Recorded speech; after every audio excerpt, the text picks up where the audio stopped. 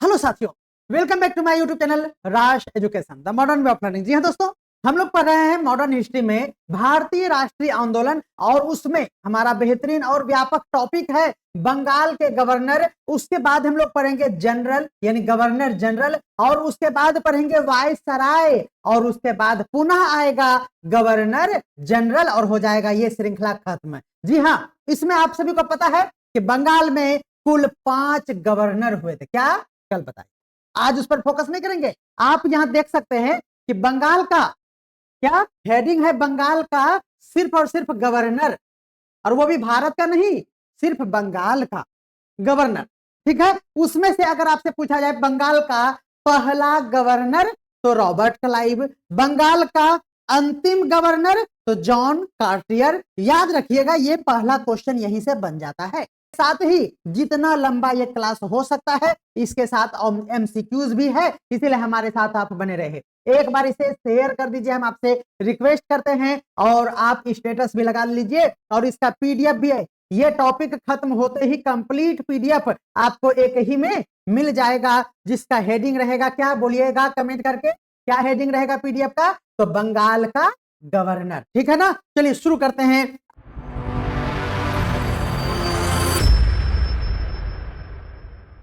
है, अगर पहली बार बात करेंगे तो बंगाल का गवर्नर पद सृजन होता है। मन में आप कुछ मत जानिए, आप हर एक कॉन्सेप्ट को भूल जा, बस इसे ही ध्यान में रखिए कि पहले नंबर पर आया बंगाल का, कहां का? भारत का नहीं, बंगाल का गवर्नर आया। और बंगाल के गवर्नर के रूप में आगे सब भूल जाइए, हम बोल दिए ना कि गवर्नर जनरल क्या होता है बता देंगे। गवर्नर के बाद आता है गवर्नर जनरल, ठीक है ना, और उसके बाद आता है वायसराय, ठीक है, और उसके अंत में फिर एक बार आता है गवर्नर जनरल। अगर किन्हीं को ज्यादा होशियार बनना है तो आप ये ध्यान में रखिएगा, पहले आया बंगाल का गवर्नर, उसके बाद गवर्नर जनरल का पद होता है, उसके बाद वायसराय का पद आता है, और पुनः इस वायसराय के बाद इसको हटाकर फिर गवर्नर जनरल होता है। इतना ही पढ़ना है, लेकिन हम कहेंगे कि उतना नहीं पढ़ना है, बस जितना हम बता रहे हैं उतना ही पढ़िए।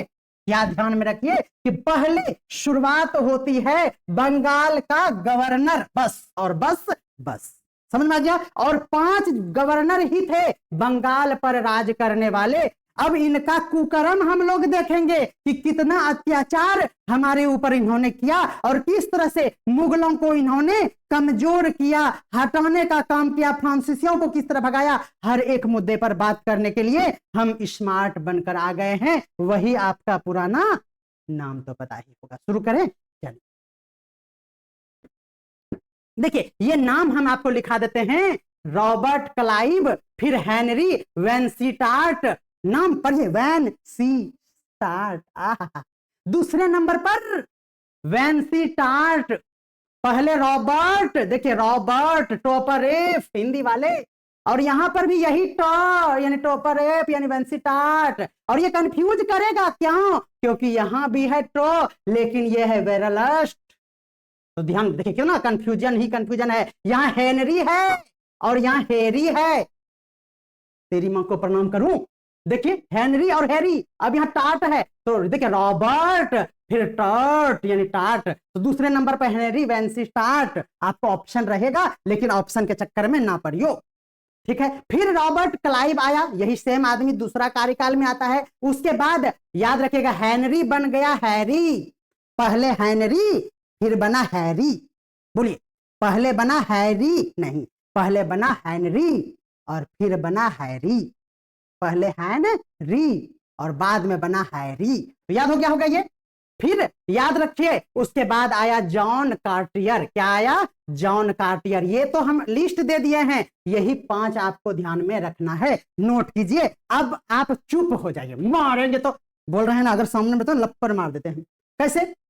पेज पलटिए, कॉपी का पेज पलटिए, कॉपी का पेज यूं पलटिए। बोलिए बोलिए, पहला नंबर अपने से जल्दी से पटाख से लिख के बोले तो सर हम लिख लिए 5 तो। देखिए, पहले नंबर पर रॉबर्ट क्लाइव, बोलेंगे हाँ हाँ हाँ। दूसरे नंबर पर ट है तो वैन सी स्टार्ट। मजा आ गया। फिर क्या, तो यही घूम फिर के आएगा, रॉबर्ट कहेगा और 2 साल हमको राज करने दो। तीसरे नंबर पर ये हैरी नहीं, ये हेनरी था, है ना। अब बचा हैरी। हाँ हाँ हाँ हाँ, मजा आ गया हैरी। और चौथे नंबर पर ये देखिए 1 2 3, ये 4 हो गया। और 5वें नंबर पर जॉन यार, कहाँ तो कॉट यार। हाँ हाँ हाँ, राइटिंग तो कौवा जैसा है, आपको हम पहले ही बता दिए हैं। और जोश यही रहेगा, टेंशन एकदम नहीं लेना है मेरे रहते। चलिए, तो याद हो गया होगा।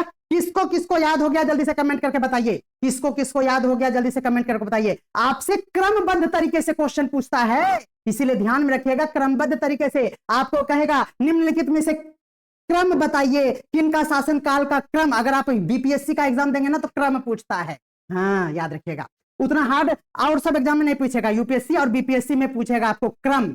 क्रमबद्ध तरीके से इसे सजाइए तो याद रखेगा। पहले रॉबर्ट, फिर टॉपरेफ था, इसीलिए क्या हो गया, भुला गए। तो ऑप्शन देखेंगे, टॉपरेफ वाला एक ही तो होगा और वो होगा वेंसीटार्ट, हो गया। फिर हम बोले थे रॉबर्ट मुंह चिहार के फिर आएगा, तो तीसरे नंबर पर रॉबर्ट। फिर चौथे नंबर पर हम बोले थे हेनरी, बन गया हैरी यानी हैरी, याद रखिएगा। और उसके बाद जॉन यार, बंगाल का गवर्नर अब नहीं रहेगा, अब गवर्नर जनरल आएगा। क्या आएगा, गवर्नर। बंगाल का गवर्नर के बाद अब गवर्नर जनरल आएगा, और गवर्नर जनरल आएगा तो वो बंगाल तक सीमित नहीं रहेगा, वो पूरे भारत का।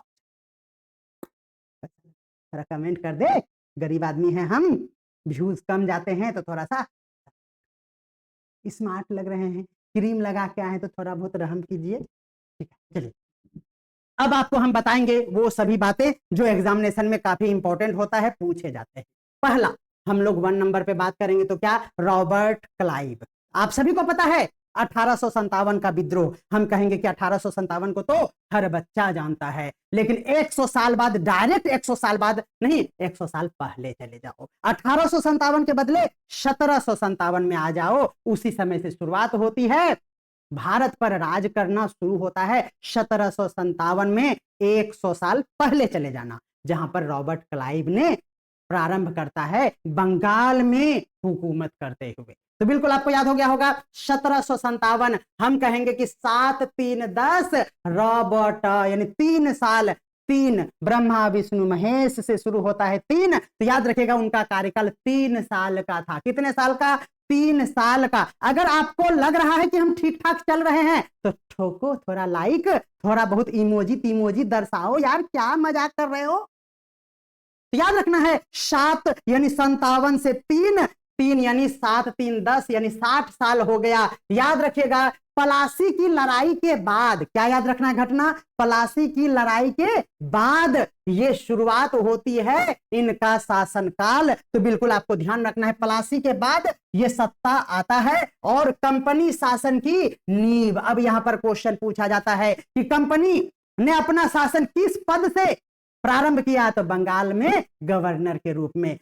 और कंपनी के शासन का नींव रखने वाला कौन गवर्नर था, तो याद रखिएगा वो गवर्नर का अगर पूछा जाए तो याद रखना सिर्फ और सिर्फ अगर गवर्नर भी बोलेगा तो रॉबर्ट क्लाइव होगा, बंगाल का गवर्नर भी बोलेगा तो रॉबर्ट क्लाइव ही होगा। सत्ता की नींव पलासी के बाद रॉबर्ट क्लाइव का नाम याद रखना। और डीप में जब जाएंगे तो रॉबर्ट क्लाइव का असली नाम क्या था, तो Robert Clive first baron Clive of Plassey. चूंकि बेहतरीन प्रदर्शन करते हुए उन्होंने पलासी की लड़ाई में जीत दर्ज करके कंपनी की नींव रखती है, इसीलिए उन्हें ये नाम टाइटल दिया जाता है क्या, तो फर्स्ट बैरन। चूंकि पहली बार इन्होंने अपना साम्राज्य बंगाल का गवर्नर के रूप में, तो बिल्कुल ध्यान रखना इसे फर्स्ट बैरन क्लाइव ऑफ किसका, तो पलासी कहा गया। बिल्कुल आपको समझ में आ रहा होगा, ठीक है। तो बिल्कुल आपको ध्यान रखना है। कहानी इतनी सी है कि रॉबर्ट क्लाइव ने पलासी के बाद अपना कार्यकाल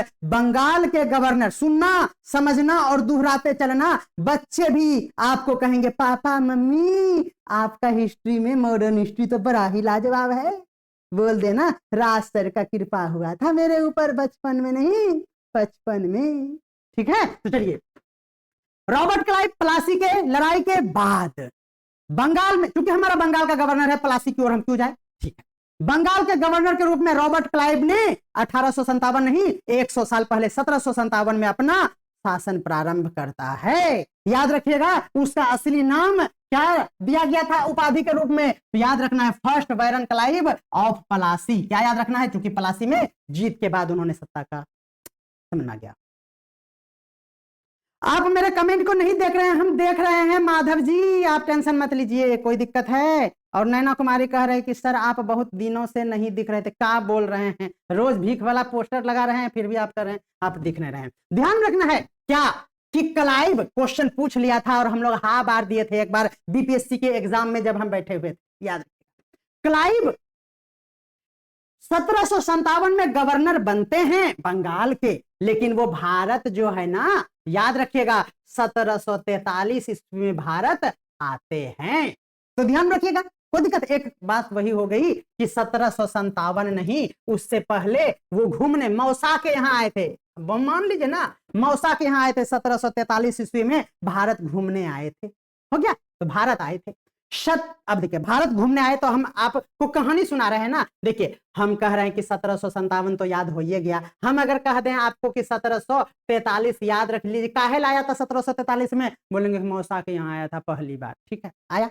उसके बाद क्या हुआ? उनका मन न हुआ, फिर बोला 1751 में फिर हम कुछ करेंगे। बोलो क्या करेगा बेटा? तो 1751 में क्लाइव ने अरकाट की घेराबंदी जीत लिया था। ये आए थे छोटे मोटे अधिकारी के रूप में और उनको ये काम सौंपा गया, यानी ये इन्होंने अपना कर्तव्य दिखाया, अपना टैलेंट को प्रस्तुत किया। तो याद रखिएगा, अरकाट की घेराबंदी करके उनसे जीत लिया। कब जीत लिया? ऐसे ही गवर्नर बना दिया भारत का? नहीं, उनका हुनर दिखा। तो 1751 ईस्वी में, तो दूसरा ईस्वी ध्यान में रखना है 1751। 1743 में भारत आते हैं, 1751 में अरकाट की घेराबंदी करके वह सिर्फ और सिर्फ 53 दिन तक डिफेंस करते हुए उन्होंने इतनी अच्छी सैन्य कुशलता का प्रदर्शन किया कि बोला जा सिमरन जा, तो गवर्नर बन जा। तो बंगाल का उस समय औकात नहीं था भारत पे राज करने का, तो बंगाल का गवर्नर उसे बना दिया। हो गया? तो ये बात कहानी आपको सुना दिए। उन्होंने फ्रेंच ईस्ट इंडिया कंपनी के खिलाफ, इन्होंने ये क्वेश्चन पूछा जाता है क्योंकि उस समय आपको पता है कि फ्रेंच ईस्ट इंडिया कंपनी भी भारत में अपना कंपनी चला रहे थे। उन्होंने ही, ये क्लाइव ने ही, याद रखिएगा, गुरिल्ला टैक्टिक्स, युद्ध जीतने की एक कुशल राजनीतिक तरीका है जिसको हम लोग गुरिल्ला टेक्निक्स बोलते हैं, तकनीकी बोलते हैं, विधि बोलते हैं। गुरिल्ला याद रखियो, रॉबर्ट क्लाइव से संबंधित है गुरिल्ला टेक्निक। अगर हम गवर्नर में बात करें तो आपसे क्वेश्चन पूछता है कि किस गवर्नर ने गुरिल्ला टेक्निक को अपनाया था, तो ध्यान रखना है गुरिल्ला टेक्निक को रॉबर्ट क्लाइव ने अपनाया था। बिल्कुल आपको समझ में आ गया। हम लोग आगे बढ़ते हैं। बात इतनी सी है कि आपको ईस्वी 1743 याद हो गया होगा, बोलेंगे यस सर। फिर 1751 हुआ, क्या हुआ? यस सर बोलिए लिख के। फिर बात आती है 1756, 57 से एक साल पहले 1756 ईस्वी में क्या हुआ? तो याद रखिएगा कि बंगाल के उस समय नवाब हुआ करते थे सिराजुद्दौला, और उन्होंने कलकत्ता को कब्जा किया था, जिसे क्लाइव ने 2 जनवरी 1757 को वापस जीत लिया। तो समझ में आ गया होगा। यहीं पर बात आती है पलासी की लड़ाई की समापन, क्योंकि इसी समय 1757 को वो जीत जाते हैं, सिराजुद्दौला की हार हो जाती है, और किसकी किसकी यहां पर कमियां, वो सब भी हम लोग चर्चा करेंगे। तो बिल्कुल, तो 1756 ईस्वी में सिराजुद्दौला को हरा दिया जाता है। क्लाइव ने 2 जनवरी 1757 यानी शुरुआती में ही क्या करता है, इस पर, कलकत्ता पर वो कब्जा करते हैं। कलकत्ता पर कब्जा करने का मतलब यही है कि वो बंगाल पर राज करते हैं। आप सभी को पता है कि उस समय बंगाल में बिहार उड़ीसा भी शामिल था, झारखंड तो जानते ही नहीं थे। तो बिल्कुल, तो ओवरऑल आप अब ईस्वी याद रखिएगा, रॉबर्ट क्लाइव से संबंधित ईस्वी है 1743, 1751, 1756 और 1757। याद हो गया होगा। कंपनी की नींव 1757, रॉबर्ट क्लाइव, बिल्कुल आपका सही तरीके से स्टडी चल रहा है। आप सभी को पता है पलासी के युद्ध में क्लाइव ने मीर जाफर की गद्दारी का लाभ उठाया, घर की भेदी लेके डूब गया। ठीक है ना? याद रखना है, सिराजुद्दौला को हराया जिन्होंने, तो रॉबर्ट क्लाइव ने, लेकिन याद रखिएगा उस युद्ध में क्लाइव जीत गया क्योंकि मीर जाफर के गद्दारी का उन्हें फायदा हुआ। मीर जाफर ने गद्दारी करके रॉबर्ट क्लाइव का साथ दिया, इसीलिए मीर जाफर को नवाब बना दिया गया। क्योंकि नवाब उस समय सिराजुद्दौला थे, इनकी हार होती है। मीर जाफर ने गद्दारी करके क्लाइव का साथ दिया था, इसलिए उसे नवाब बना दिया गया। लेकिन समझ ही रहे हैं, जब हम आपको नवाब बनाएंगे तो आप तो तलवे चाटेंगे ही ना, बोलेंगे यस सर। तो मीर जाफर है ये, जाफर मतलब फापर। ये गद्दारी करने का जो टैग लगा है ना, क्योंकि आपको हम बार बार बता रहे हैं कि मीर जाफर और एक नाम अभी तुरंत आएगा, मीर कासिम। क्या आएगा? मीर कासिम का भी नाम आएगा। तो कासिम अभी नहीं, गद्दारी किया था, रॉबर्ट क्लाइव का साथ दिया था, सिराजुद्दौला को हरवाया था, इसीलिए जाफर मतलब फापर। तो याद हो जाएगा जाफर और ये देखिए मीर कासिम और मीर जाफर में आपको ये याद हो जाएगा। तो बिल्कुल तो कंफ्यूजन नहीं हो। देखिए आप लोग थोड़ा बहुत वाह वाह वाह कीजिएगा ना तो हमको मजा भी आएगा। इसलिए अगर अच्छा लग रहा हो जाफर और थापर तो आप जल्दी से बोले वाह वाह वाह वाह जल्दी से। तो बिल्कुल मीर जाफर को नवाब बनाया। क्लाइव ने उसके जरिए कंपनी के लिए एक अनुकूल सिचुएशन बना लिया, क्योंकि गद्दार जब किसी में मिल जाता है तो उनके लिए हर एक रास्ता आसान हो जाता है। इनके साथ भी यही समझ में आ गया होगा। तो याद रखिएगा पहली गवर्नरशिप उन्हें, ध्यान रखिएगा 1757 तक पहली गवर्नरशिप 1755-60 तक रही, यानी युद्ध के साथ इत्यादि इत्यादि तक रही। यहां उन्होंने पलासी की लड़ाई जीती। बंगाल बिहार में कंपनी की अथॉरिटी को उन्होंने क्या किया? मजबूत किया। इस तरह से आप इस बात को अच्छे से कोरिलेट करके समझ पा रहे होंगे। तो क्लाइव के बारे में कोई कंफ्यूजन हो रहा है अभी तक? यस और नो जल्दी से बताइए। आप 5 स्टार में हमें कितने स्टार अभी तक देंगे? क्या हम ज्यादा बोल रहे हैं? कोई भी सुझाव या शिकायत हो भर भर के कमेंट करते, ठीक है ना। लाइव खत्म होगा फिर आपको कमेंट करना है, ताकि हमें पता चले कि आप बाद में देखकर कितना कुछ सीखे। आप जरूर बताइएगा। तो क्लाइव की बात चल रही है, तो क्लाइव ने अपने खुद के लिए एक बड़ी रकम और जागीर एसेट, वार्षिक आय उन्होंने इसके बदले पाया। सही बात है, उन्हें नियुक्त किया गया, पद नियुक्त किया गया, तो उन्हें हैंडसम सैलरी देने लगा। याद रखिएगा उन्हें एक बड़ी रकम और जागीर एसेट वार्षिक आय के रूप में उन्हें मिलने लगा। और यहां पर भ्रष्टाचार का रास्ता गवर्नर के पद में शामिल होता दिखने लगा। यानी आप सभी को पता होना चाहिए कि भ्रष्टाचार का आरोप शुरुआती दौर में बंगाल के गवर्नर रॉबर्ट क्लाइव के लिए भी दामन में रखा हुआ।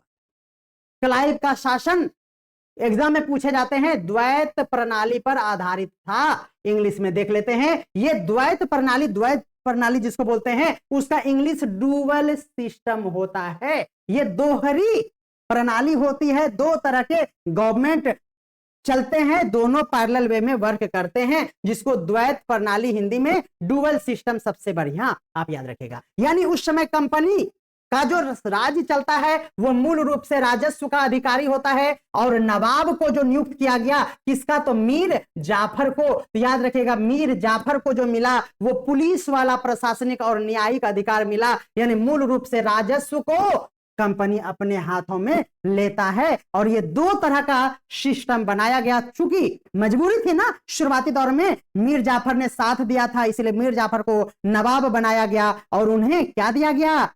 पुलिस विभाग, न्यायिक बातें। पैसा वाला बात तो अपने पॉकेट में अध्यक्ष बनने से ज्यादा खुशी लोगों को कोषाध्यक्ष बनने में होता है, नहीं कैशियर बनने में। क्या है तो टाका गिनेंगे, झालमुरी खाएंगे। तो याद रखिएगा वही बात यहां होती है। और इसी सिस्टम को क्या कहते हैं? द्वैत प्रणाली कहते हैं। ये डायरकी नहीं है, कंफ्यूजन ना हो इसलिए इंग्लिश पर फोकस यहां पर करिएगा, अदरवाइज कंफ्यूजन हो सकता है। सर ये क्लास पहले भी लिए हैं ना? नहीं, ये क्लास पहले हिस्ट्री पढ़ाए हैं, मॉडर्न हिस्ट्री, लेकिन इस तरह का कंटेंट नहीं था। हर क्लास में कंटेंट कुछ ना कुछ यूनिक रहता है। आज के लिए ये द बेस्ट कंटेंट है, इससे ऊपर मेरे पास कंटेंट नहीं है, यही उत्तम है। लेकिन कल के डेट में फिर जब हम और कुछ इसमें ऐड कर पाएंगे सेकेंड टाइम, तो फिर वही सर्वोपरि होगा। That is called updated content bye आपके प्यारे राष्ट्र। क्लाइव ने जनवरी, अब चलिए बात करते हैं, हम लोगों को समझ में आ गया क्या? तो 1757 क्लाइव ने जनवरी 1757 से 10 साल बाद यानी 67 में कलकत्ता छोड़कर दूसरी गवर्नरशिप का अंत होता है।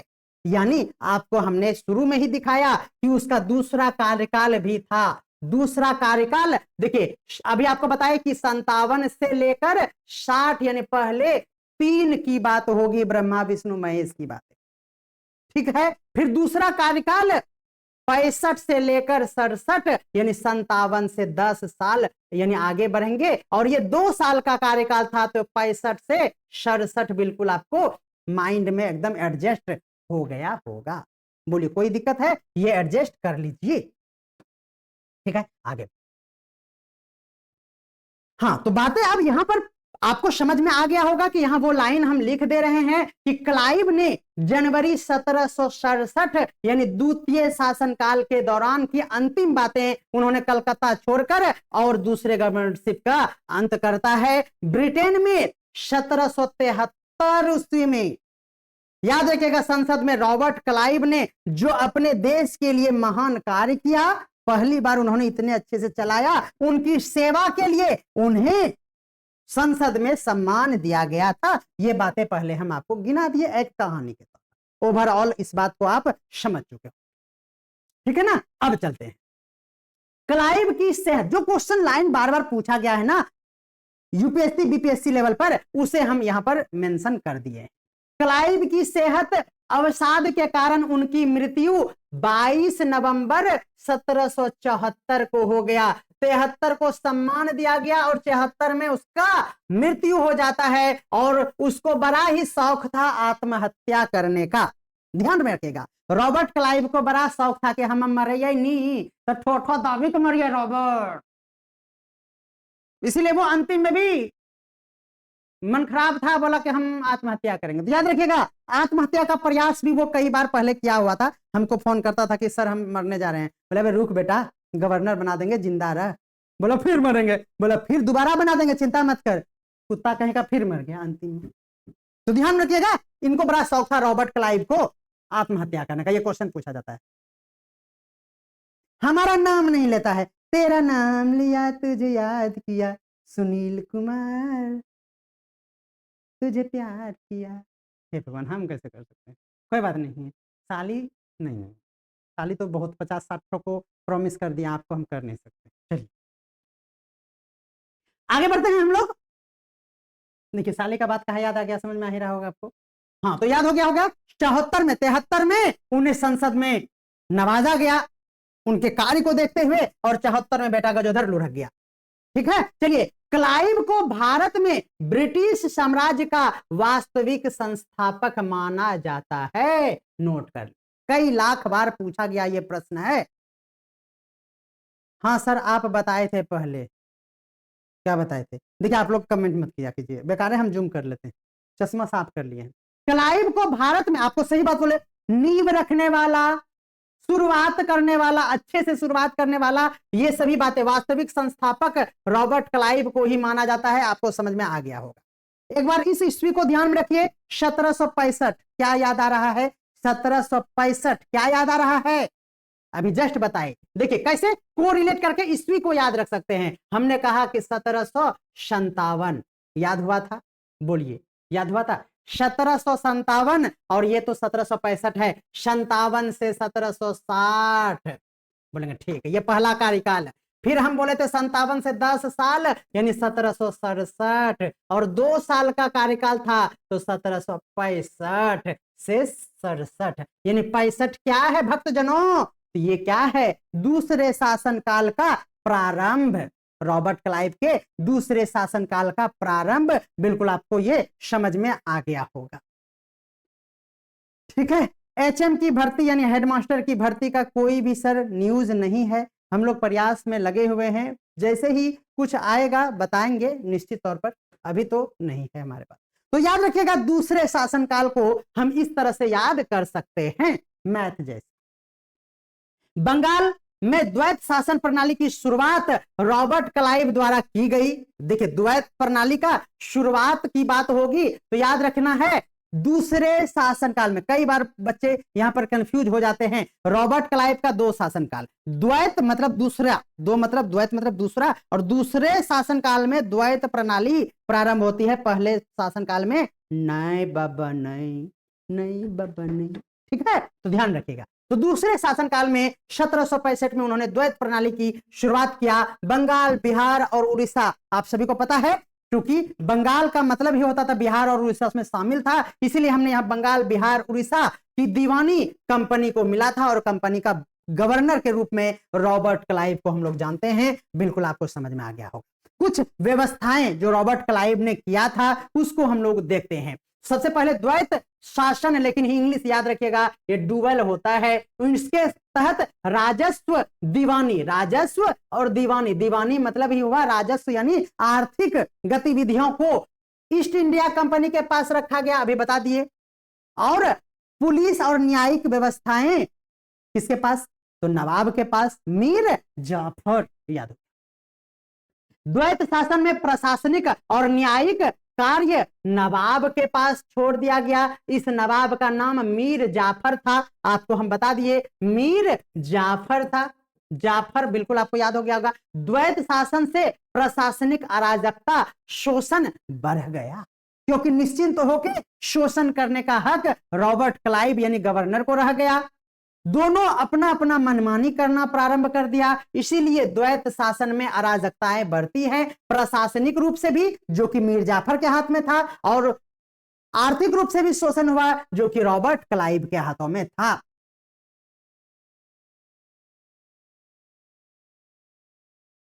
आप 43 के हैं, जीएस का क्लास कर सकता हूं। आप देखिए ना, मजा आएगा, आप टीचर बन सकते हैं हमारे कंटेंट के साथ। तो अगर आपके पास टाइम है तो हमारे साथ आप लाइव बनिए, नॉलेज है, कोई उम्र की सीमा नहीं, पढ़ सकते हैं बच्चों के लिए। सही बात है, आप पढ़िए, हमारा इतिहास कैसा है ये आपको पता होना चाहिए, और इस तरह से कि बच्चों को कहानी सुनाएंगे। बेटा गजोधर जानता है, एक कुत्ता आया था जिसका नाम रॉबर्ट क्लाइव था, बंगाल का गवर्नर उसको कहते थे। गवर्नर ने मीर जाफर का गद्दारी का फायदा उठाया, सिराजुद्दौला को हरा दिया था। ईस्वी भी सुनेगा, अभी भी याद है, राज सर ने पढ़ाया था। बोलिए पढ़ सकते हैं कि नहीं? बोलिए सच बात, बोलिए सच। चलिए आगे बढ़ते हैं। तो द्वैत शासन की बातें आपको हमने कह दिया। 1742 में, नहीं सॉरी फॉर दैट, 1772, पहले तो 72 को ध्यान में रखिए। 1772 क्या था? 73 में, ऐसे ही टकटोड़िए, 73 में वाह वाह वाह वाह हुआ था रॉबर्ट क्लाइव का संसद में, और 73 में और 74 में आप ठोठो दाब लिया, तो उससे 72 में क्या हुआ एक बार देख लीजिए। 72 में बंगाल में द्वैत शासन प्रणाली को वारेन हेस्टिंग द्वारा समाप्त कर लिया गया। यहां पर ये स्टार लगाने वाला बात है, क्योंकि रॉबर्ट क्लाइव ने द्वैत शासन को लगाया, आरंभ किया, तो उसका समाप्त करने वाला क्वेश्चन आज ही बता दे रहे हैं। याद रखिएगा, शुरू किया रॉबर्ट क्लाइव ने और खत्म किया वारेन हेस्टिंग ने। वारेन मतलब वायरेंट आया कि जल्दी से हटाओ, यानी हटाने का काम वायरेंट निकाल कर, यानी वारेन हेस्टिंग ने कब किया?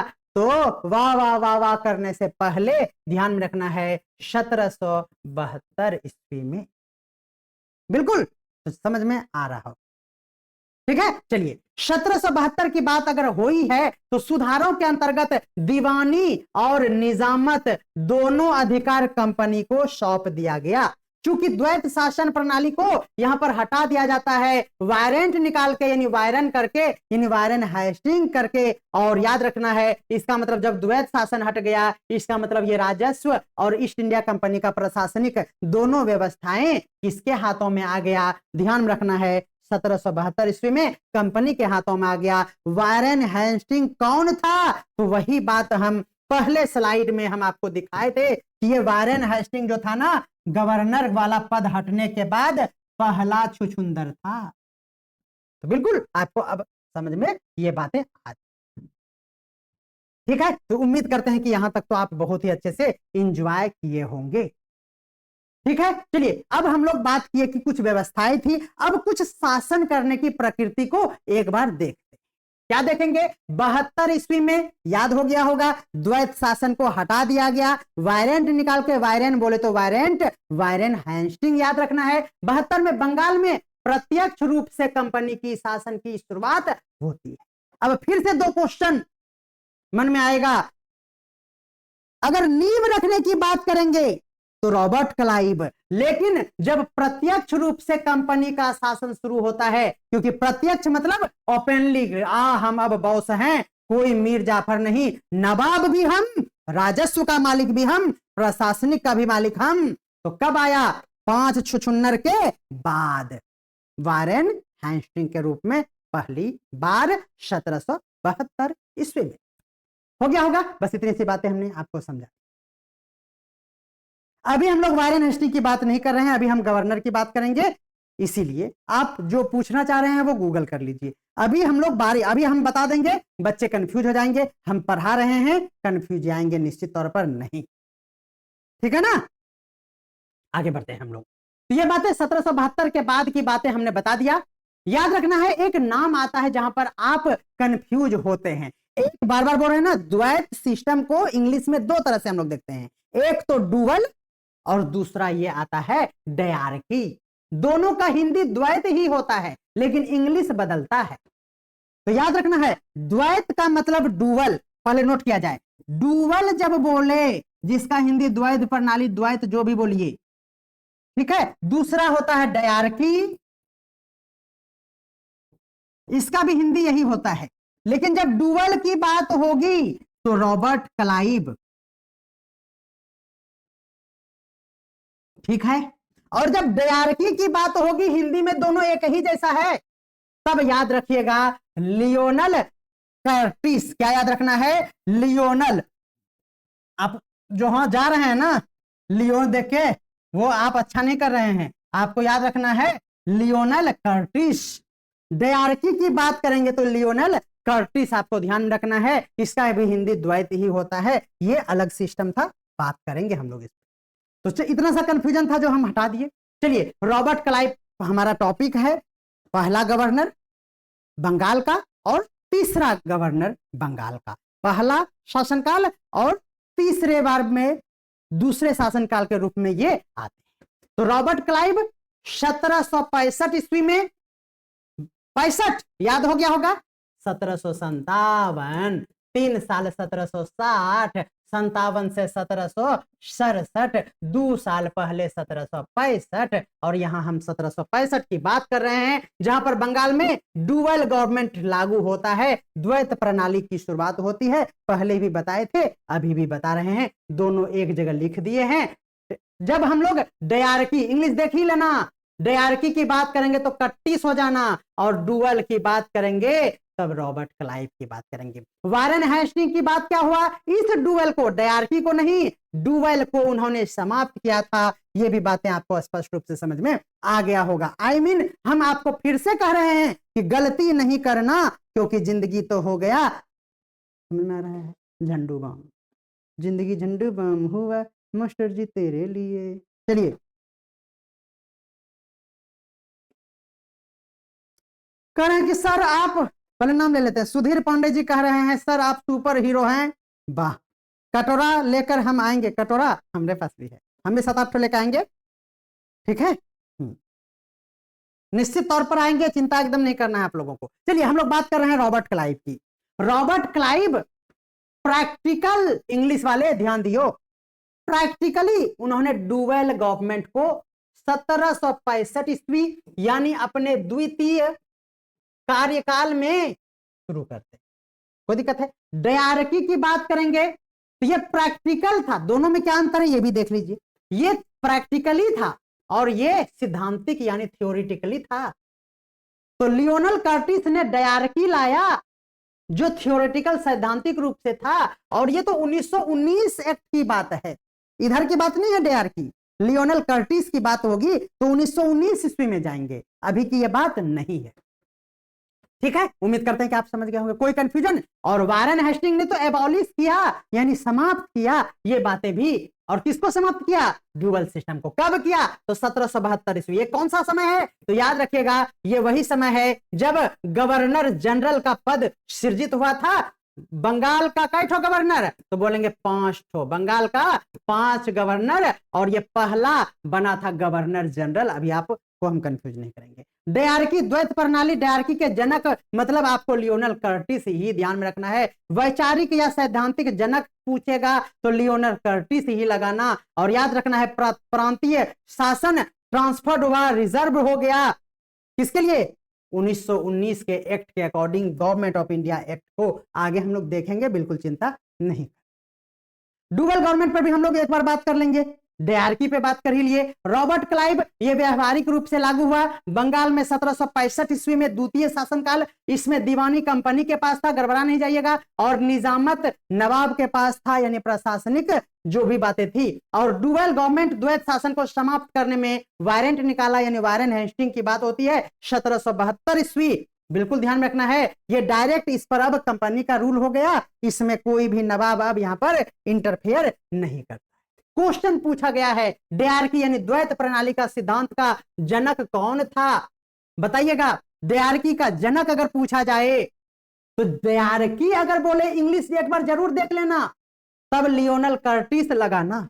यह क्या था आपको हम बता दें। जब डुअल बोले और बंगाल बोले या कुछ भी बोले, लेकिन डुअल जब इंग्लिश में रहे तब रॉबर्ट क्लाइव लगाना। और बंगाल में डुअल तो हो, लेकिन जब समाप्त करने की बात होगी तब आपको वारंट निकाल देना है, और वारेन हेस्टिंग आपका बिल्कुल सही आंसर होगा। तो उम्मीद करते हैं कि आप समझ गए होंगे। यानी 1772 ईस्वी में वारेन हेस्टिंग ने डुअल को समाप्त किया था और डायरेक्ट कंपनी के हाथों में चल गया। डायरकी का जनक लियोनल कर्टिस, डुअल का प्रारंभ करना रॉबर्ट क्लाइव 1765, डुअल गवर्नमेंट का अंत Warren Hasting 1772, legal provision government of India act 1919 के तहत आया था। एबॉलिशन कौन किया था? वारेन हेस्टिंग ने किया था। बिल्कुल आपको अच्छे से समझ में आ गया। तो पहले नंबर पर रॉबर्ट क्लाइव अच्छे से समझ में आया, तो आप इसे स्टेटस लगाना, अपने हर एक ग्रुप में शेयर करना। और ये टॉपिक आगे भी कंटिन्यू करेंगे कल, और ये हमारा कल का थंबनेल रहेगा, और ये रहेगा हेनरी वेंस्टीटार्ट। बिल्कुल, तो ध्यान रखना है, ये हेनरी वेंस्टीटार्ट आपको पढ़ना है, जो कि दूसरे नंबर पर है। तीसरे नंबर पर पुनः रॉबर्ट क्लाइव आएगा, और चौथे नंबर पर कौन आएगा हमें आप कमेंट करिएगा। पांचवें नंबर पर बंगाल का गवर्नर जॉन कॉटियार है। हम आपको पूछ रहे हैं, ये तीसरे नंबर पर नहीं, पांचवें नंबर पर जॉन कॉटियार है। चौथे नंबर पर कौन है आप कमेंट करना। और आज का क्लास पहला तो रॉबर्ट क्लाइव आप रख लिए होंगे। दूसरा, रॉबर्ट ने किया स्टार्ट, इसीलिए दोबारा आया दूसरे नंबर पर हेनरी विंस्टार्ट। कहा समझे गजोधर? बोले कोई दिक्कत? चलिए, रॉबर्ट क्लाइव ने किया स्टार्ट, इसीलिए सेकंड नंबर पर आया वेंस्टीटार्ट। समझ में आ गया? चलिए, यह बात याद रखना है। तो क्या हो जाएगा, पहले कार्यकाल में कितना? तो 7 3 10, 3 साल का। दूसरे नंबर पर 60 से 64, 4 साल का। पहले नंबर पर 3 साल का, दूसरे नंबर पर 4 साल का कार्यकाल था। में जो मूल रूप से क्वेश्चंस पूछे जाते हैं ना, तो देखिए, मीर कासिम से संघर्ष उन्होंने किया। ध्यान रखना है, मीर कासिम से संघर्ष और प्रशासनिक अस्थिरता, क्योंकि मीर कासिम और मीर जाफर की बातें हमने पिछले वीडियो में अच्छे से ट्रिक के साथ बताया था, इसीलिए आज चर्चा करेंगे तो कंफ्यूज हो सकते हैं। इसीलिए पिछले वीडियो को आप जरूर देखा कीजिए। मेरा हर एक सीरीज कंप्लीट सीरीज है, इसीलिए आप उस पूरे सीरीज को जब तक नहीं देखेंगे तब तक आपका जीने का मजा जिस तरह नहीं आता है, उस तरह से पढ़ने में भी मजा आना चाहिए। इसीलिए आप हमारे हर एक वीडियो को देखिए, हम कितना क्रमबद्ध तरीके से आपको पढ़ा रहे हैं। तो चलिए शुरू करते हैं। आज बंगाल का गवर्नर हेनरी वेंस्टीटार्ट। ध्यान रखना है, 1760 से 64 तक 4 साल का पहला कार्यकाल, बोलिए 3 साल का। दूसरा हेनरी वेंस्टीटार्ट 4 साल, ठीक है ना। याद रखना है, रॉबर्ट क्लाइव जो कि 1757 से लेकर 60 तक उनका प्रथम कार्यकाल था। उसके बाद इनका दूसरा कार्यकाल इसके बाद का माना जाएगा, यानी 1764 यहां हो गया दूसरे कार्यकाल में। हेनरी वेंसिटार्ट को आप देख रहे हैं तीसरे कार्यकाल, और रॉबर्ट क्लाइव का दूसरा कार्यकाल प्रारंभ होगा 1765 से 67 ईस्वी में। बिल्कुल आपको ध्यान रखना है, ये बातें आपको इसी जगह कंफ्यूज ना हो, इसलिए हम लिख दिए। चलिए, हेनरी वेंसिटार्ट बंगाल के गवर्नर थे, कोई कंफ्यूजन नहीं होना चाहिए। हेनरी वेंसिटार्ट जो है वो शुद्ध रूप से बंगाल के गवर्नर थे, सिर्फ और सिर्फ गवर्नर थे, इसमें कोई भी बात आप लगाएंगे नहीं। जैसे कि इस समय गवर्नर जनरल का पद नहीं था, इसलिए कोई कंफ्यूजन आपको नहीं होना चाहिए। आपके मन में आएगा कि सर ये गवर्नर जनरल का पद कब आया था, तो ध्यान रखना है गवर्नर जनरल का पद 1773 ईस्वी में आया था। गवर्नर जनरल का पद 1773 ईस्वी में आया था। देखिए कितना आगे हो गया है, 1764 है, 1773 ईस्वी में, यानी 5 बंगाल का गवर्नर जब खत्म होगा उसके तुरंत बाद ही रेगुलेटिंग एक्ट आएगा। कौन सा एक्ट? रेगुलेटिंग एक्ट आएगा 1773, और उसी में ये गवर्नर वर्ड जो था ना, ये गवर्नर जो था वो बन जाएगा गवर्नर जनरल। बिल्कुल आपको ध्यान रखना है। तब आपसे क्वेश्चन पूछा जाएगा पहले गवर्नर जनरल कौन था, ये जनरल वर्ड जब लगेगा तब आपको वारेन हेस्टिंग लगाना है। जबकि आप अगर सिर्फ बंगाल के गवर्नर की बात करेंगे तब आपका आंसर क्या होगा, जल्दी से कमेंट करके बता दीजिए। यानी आपको ध्यान में अब आ गया कि हेनरी विंसिटार्ट जो थे ये बंगाल के दूसरे गवर्नर थे। बिल्कुल, गवर्नर ऑफ इंग्लिश में बंगाल उसको कहेंगे, 1760 से 1764 ईस्वी। तो बिल्कुल टेंशन नहीं लेना है। तो वेंसिटार्ट ने, ध्यान रखना है, 2 नाम बार बार आपको कंफ्यूज करेगा, एक तो मीर कासिम और दूसरा मीर जाफर, यानी जाफर मतलब थापर, ध्यान रखना है। वेंसिटार्ट ने मीर जाफर को हराकर मीर कासिम को बंगाल का नवाब बनाया।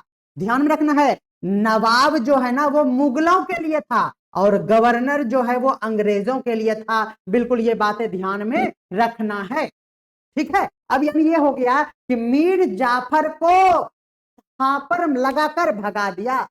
मीर जाफर को, ये कंफ्यूजन क्या होता है ना कि मीर जाफर को हराया या मीर कासिम को हराया, तो हम कहेंगे कि मीर जाफर को थापर लगाकर हटाकर, यानी उसको हटा दिया, थापर लगा के हटा दिया। तब क्या बचा, तो मीर कासिम को बंगाल का नवाब बना दिया गया। यानी पहले मीर जाफर नवाब थे रॉबर्ट क्लाइव के काल में, और वेंसिटार्ट ने एक नया काम किया कि मीर जाफर को थापर मार के हटा दिया और मीर कासिम को नवाब बना दिया। यानी अब हम लोग दूसरे कार्यकाल में मीर कासिम को जानेंगे, जाफर को नहीं जानेंगे। मीर कासिम ने कंपनी के कर्मचारियों के निजी व्यापार, जिसको दस्तक कहा जाता है, ध्यान रखना है, मीर कासिम को दस्तक प्रणाली के लिए जाना जाता है। दस्तक क्या होता है? देखिए, दस्तक जो है एक कर मुक्त व्यापार पास होता था, जिसे परमिशन कहते हैं, ड्यूटी फ्री पास इन्होंने लगाया। मीर कासिम ने कंपनी के कर्मचारियों के निजी व्यापार पर जो दास्तक लगा हुआ था उस पर रोक लगाने की कोशिश किया, रोक लगाने की कोशिश किया। ये बातें जानना है क्योंकि क्वेश्चन में यही रहता है कि किसने दास्तक प्रणाली को रोकने का प्रयास किया था, रोकने का प्रयास किया था। आपका आंसर क्या होगा? मीर कासिम होगा। क्या ध्यान रखना है? मीर कासिम होगा। बिल्कुल आपको नोट कर लेना चाहिए। कंपनी के अधिकारियों ने कर मुक्त ये जो दास्तक था इसका दुरुपयोग किया और इसीलिए इन्होंने, मीर कासिम ने इसको रोकने का भी प्रयास किया। आप सभी को पता है कि बंगाल का गवर्नर डुअल सिस्टम में आता था। बंगाल का गवर्नर जिसके पास राजस्व संबंधित बातें हुआ करती थी, और यहां पर एक था बंगाल का नवाब, और दोनों में कभी प्रेम और कभी मतभेद, लेकिन फूट डाल डालकर, समझ में आ रहा है आपको?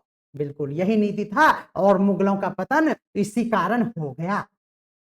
ठीक है। अब जब हम लोग मीर कासिम की बात करेंगे तो जब मीर कासिम ने सभी व्यापारियों पर समान रूप से कर लागू किया तो कंपनी, जाहिर सी बात है कि वो क्या हो जाएंगे? नाराज हो जाएंगे। क्यों? क्योंकि इन्होंने ये जो हमारा दास्तक था इसको रोकने का प्रयास किया, जबकि कंपनी ने चाहा कि कर मुक्त ये जो दास्तक है इसका दुरुपयोग उन्होंने किया, यानी ये कर मुक्त नहीं होना चाहता था कंपनी आधारितों के पक्ष में। तो निश्चित तौर पर ये दोनों में मतभेद हो गया और यही मतभेद के कारण एक संघर्ष हुआ जो आगे चलकर बक्सर की लड़ाई बन जाती। यानी आपसे पूछा जाता है कि बक्सर की लड़ाई जो कि 1764 ईस्वी में हुआ था, ध्यान रखना है 1764 का बक्सर की लड़ाई के पीछे ये जो कारण हम बता रहे हैं ना, वही मूल रूप से उसका कारण रहा था। बात कर रहे हैं हम लोग हेनरी वेंसिटाट का। इनका शासनकाल आप सभी को पता चल गया है 1700 कब 60 से 64 और 64 में बक्सर की लड़ाई।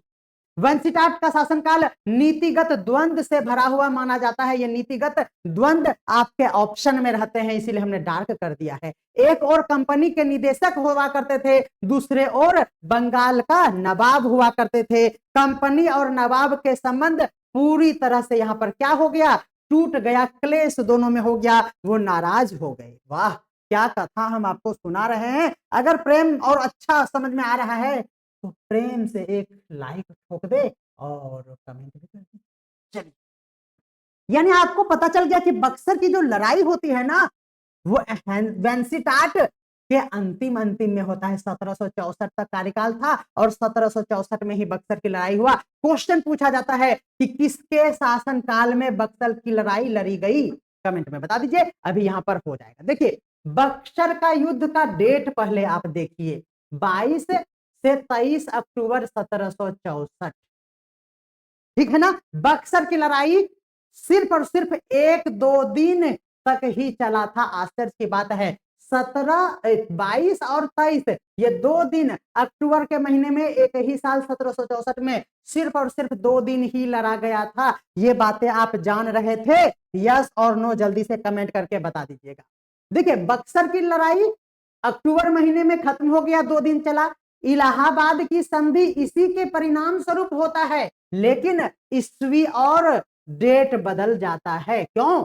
ये मन में क्वेश्चन आता है कि सर जब युद्ध हुआ तो तुरंत संधि हो जाना चाहिए था। नहीं, युद्ध लड़ने का काम सेनापति का होता था, प्रशासन का होता था, जबकि संधि करने के लिए फिर बॉस आते थे। समझ में आ रहा है ना? यानी लड़ा दिए हम, मरो जियो जो भी है, सेनापति बनके, सेना नायक बनके ब्रिटिशर्स का, लेकिन हम गवर्नर हैं तो हम बाद में आएंगे, साइन अलग आदमी करेगा, युद्ध सेना नायक करता था। इसीलिए ध्यान रखना, बक्सर का युद्ध तो खत्म हो गया, उसके बाद सभी को माफ करना, सजा देना, टॉर्चर करना या फिर किसी प्रस्ताव को स्वीकार कर लेना, समझौता कर लेना, ये सब होने के बाद ही संधि होता था, यानी फाइनल हस्ताक्षर होता था। और वो दिन था 64 नहीं बल्कि 65 ईस्वी का 12 अगस्त 1765 ईस्वी में इलाहाबाद की संधि हो। तो बक्सर के युद्ध के बाद इलाहाबाद संधि होती तो है, लेकिन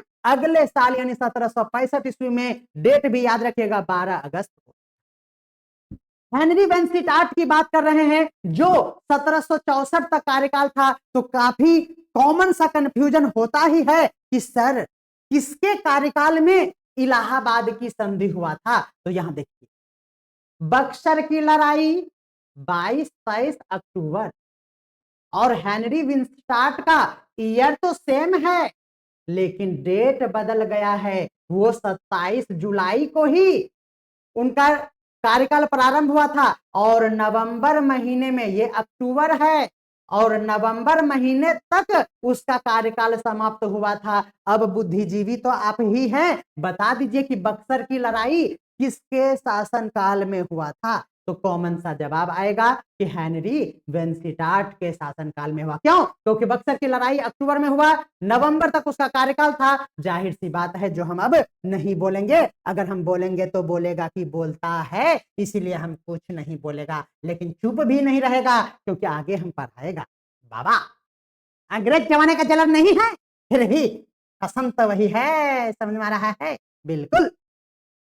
तो चलिए अब हम लोग बात करते हैं कि यहां तक तो हो गया, बक्सर की लड़ाई हो गया, कार्यकाल हेनरी वेंसिटाट का खत्म हो गया और 2 घटना ही प्रमुख था, मीर जाफर को थापर मार के हटाना और दूसरा बक्सर का युद्ध लड़ना। इलाहाबाद का संधि नहीं, कंफ्यूज आइएगा, नहीं चलेगा काम। चलिए ये हो गया। आगे हम लोग देखते हैं, यानी कार्यकाल समाप्त बाद में हुआ था, बक्सर की युद्ध पहले हुआ था अक्टूबर और ये है नवंबर। अब आपके मन में जो कंफ्यूजन आ रहा है, एक और भारत के जो शासक हुआ करते थे उनका गठबंधन भारत में था और दूसरी ओर थी ईस्ट इंडिया कंपनी। बहुत दुख है इस बात का। देखिए, शाह आलम द्वितीय आप सभी जानते हैं, जो कि एक मुगल सम्राट थे, अंग्रेजों के शरण में चला गया, कुत्ता कहीं का चला गया। साथ ये गठबंधन खाक, ये महागठबंधन जैसा ही उस समय भी हाल था। राजनीति नहीं कर रहे हैं, महागठबंधन में यही होता है, इधर सटो उधर सटो, इधर सटो इधर सटो, जिधर मन तिधर सटो। ये देखिए, शाह आलम द्वितीय उस समय देखिए गठबंधन था भारत में, लेकिन हुआ क्या, शाह आलम द्वितीय मुगल सम्राट थे, वो अंग्रेजों के शरण में चले, बाबू बचाओ। सुजादुद्दौला जो थे वो अवध के नवाब थे, वो भाग गया और फिर समझौते के लिए वो क्या हुआ, बेचारा मजबूर हो गया। मीर जाफर को थापड़ मार के भगा दिया तो कौन रहेगा, मीर कासिम रहेगा, कोई कंफ्यूजन नहीं। यानी पूरी तरह से राजनीतिक रूप से यह खत्म हो गया, इसका जिंदगी झंड हो गया, पूरी तरह से राजनीतिक रूप से यह समाप्त हो गया। समझ में गया? तो अंग्रेज क्या होगा, बॉस बनवे करेगा, तो बॉस बन गया। याद रखिएगा, ईस्ट इंडिया कंपनी का गवर्नर, ब्रिटिश का गवर्नर, बंगाल का गवर्नर कौन थे, हेनरी विंसेंटार्ट थे। लेकिन ये जो बक्सर की लड़ाई में सेनापति थे ना, अगर मरो जियो, वो था कौन, हेक्टर मुनरो। तो कंफ्यूजन फिर होता है कि बक्सर की लड़ाई के समय बंगाल का, हाउस में रहिएगा जजमान, बंगाल का गवर्नर कौन था, हेनरी विंसेंटार्ट।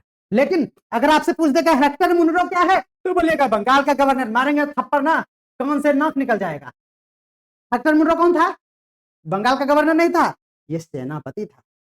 मेरा पति नहीं, सेनापति। मेरा पति कैसे होगा, हम तो किसी और का पति हैं और उसी का रहेंगे।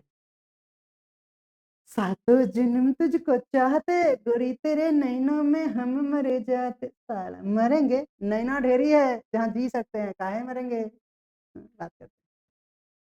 यानी आपके पास अगर कुछ कुछ क्वेश्चन इस तरह से पूछ लिया जाएगा तो आपका दिल धक धक करने लगा, नहीं होना चाहिए धक धक, तो गिराज सर पढ़ा रहे हैं आपको। आप बताइएगा कंटेंट का लेवल कैसा लगा आपको। देखिए, मीर कासिम को नवाब किसने बनाया, विंसेंटार्ट ने। किसको हरा भगाकर, जाफर को हरा। दास्तक का विवाद किसके समय में चरम पर था, तो यही विंसेंटार्ट। बक्सर का युद्ध की पृष्ठभूमि किस गवर्नर ने बनाई, विंसेंटार्ट। विंसेंटार्ट का शासनकाल में टकराव का संक्रमण कालीन चरण कहा जाता है, ये काली चरण है, संक्रमण काल, सही बात है। टकराव यहीं से एकदम मस्त तरीके से चला। दूसरे नंबर पे ही टकराव समझ में आ गया आपको, पहले नंबर पर रॉबर्ट क्लाइव, दूसरे नंबर पर विंसेंटार्ट, और वहीं पे नफरत संक्रमण काल इसीलिए कहा जाता है। ये क्वेश्चन यूपीएससी का है, मजाक कर रहे हैं हम, देखने में हम घुया मिर्चा लग रहे हैं, जानते बहुत हैं, बहुत समझ रहे ना, बहुत। आपको क्या लग रहा है हम अच्छा नहीं पढ़ाते हैं, बहुत अच्छा पढ़ाते हैं, अच्छा तो नहीं पढ़ाते हैं, बहुत अच्छा पढ़ाते हैं, लेकिन आप लोग शेयर नहीं करते हैं, काफी पुरुष दिल तोड़ देते हैं आप लोग, शेयर कीजिए शेयर। यही से कंपनी ने प्रत्यक्ष रूप से राजनीतिक नियंत्रण की ओर वो कदम बढ़ा देते। अभी अभी इतने सा बहुत कंफ्यूजन है, इसलिए इस स्लाइड में देखिए कंफ्यूजन ही कंफ्यूजन है, जहां पर आपको कूट कूट कूट कूट कूट कूट कूट कूट, देखिए आयर कूट के बारे में भी जानेंगे, टेंशन मत लीजिए, ठीक है। देखिए, आपको हम कहानी बताए, क्या होता है ना जिंदगी में ना, इतना ईस्वी है ना कि जिंदगी एकदम बेकार हो जाता है। कहाँ गया ईस्वी, देखिए वहां 1760। आपके मन में आएगा कि 1760 ईस्वी में सर हेनरी विंसेंटार्ट आए थे, 1764 तक रहे थे, इतना बात जान गए तो बॉस बन गए, बॉस बने। देखिए यहाँ और एक बात है, यहाँ 1760 का एक युद्ध याद रखिएगा, वांडीवास युद्ध, जानते हैं आप, बैटल ऑफ वांडीवास क्या हुआ था, तो याद रखिएगा ये दक्षिण भारत, खास करके कर्नाटक क्षेत्र में यह क्या था, एक युद्ध था।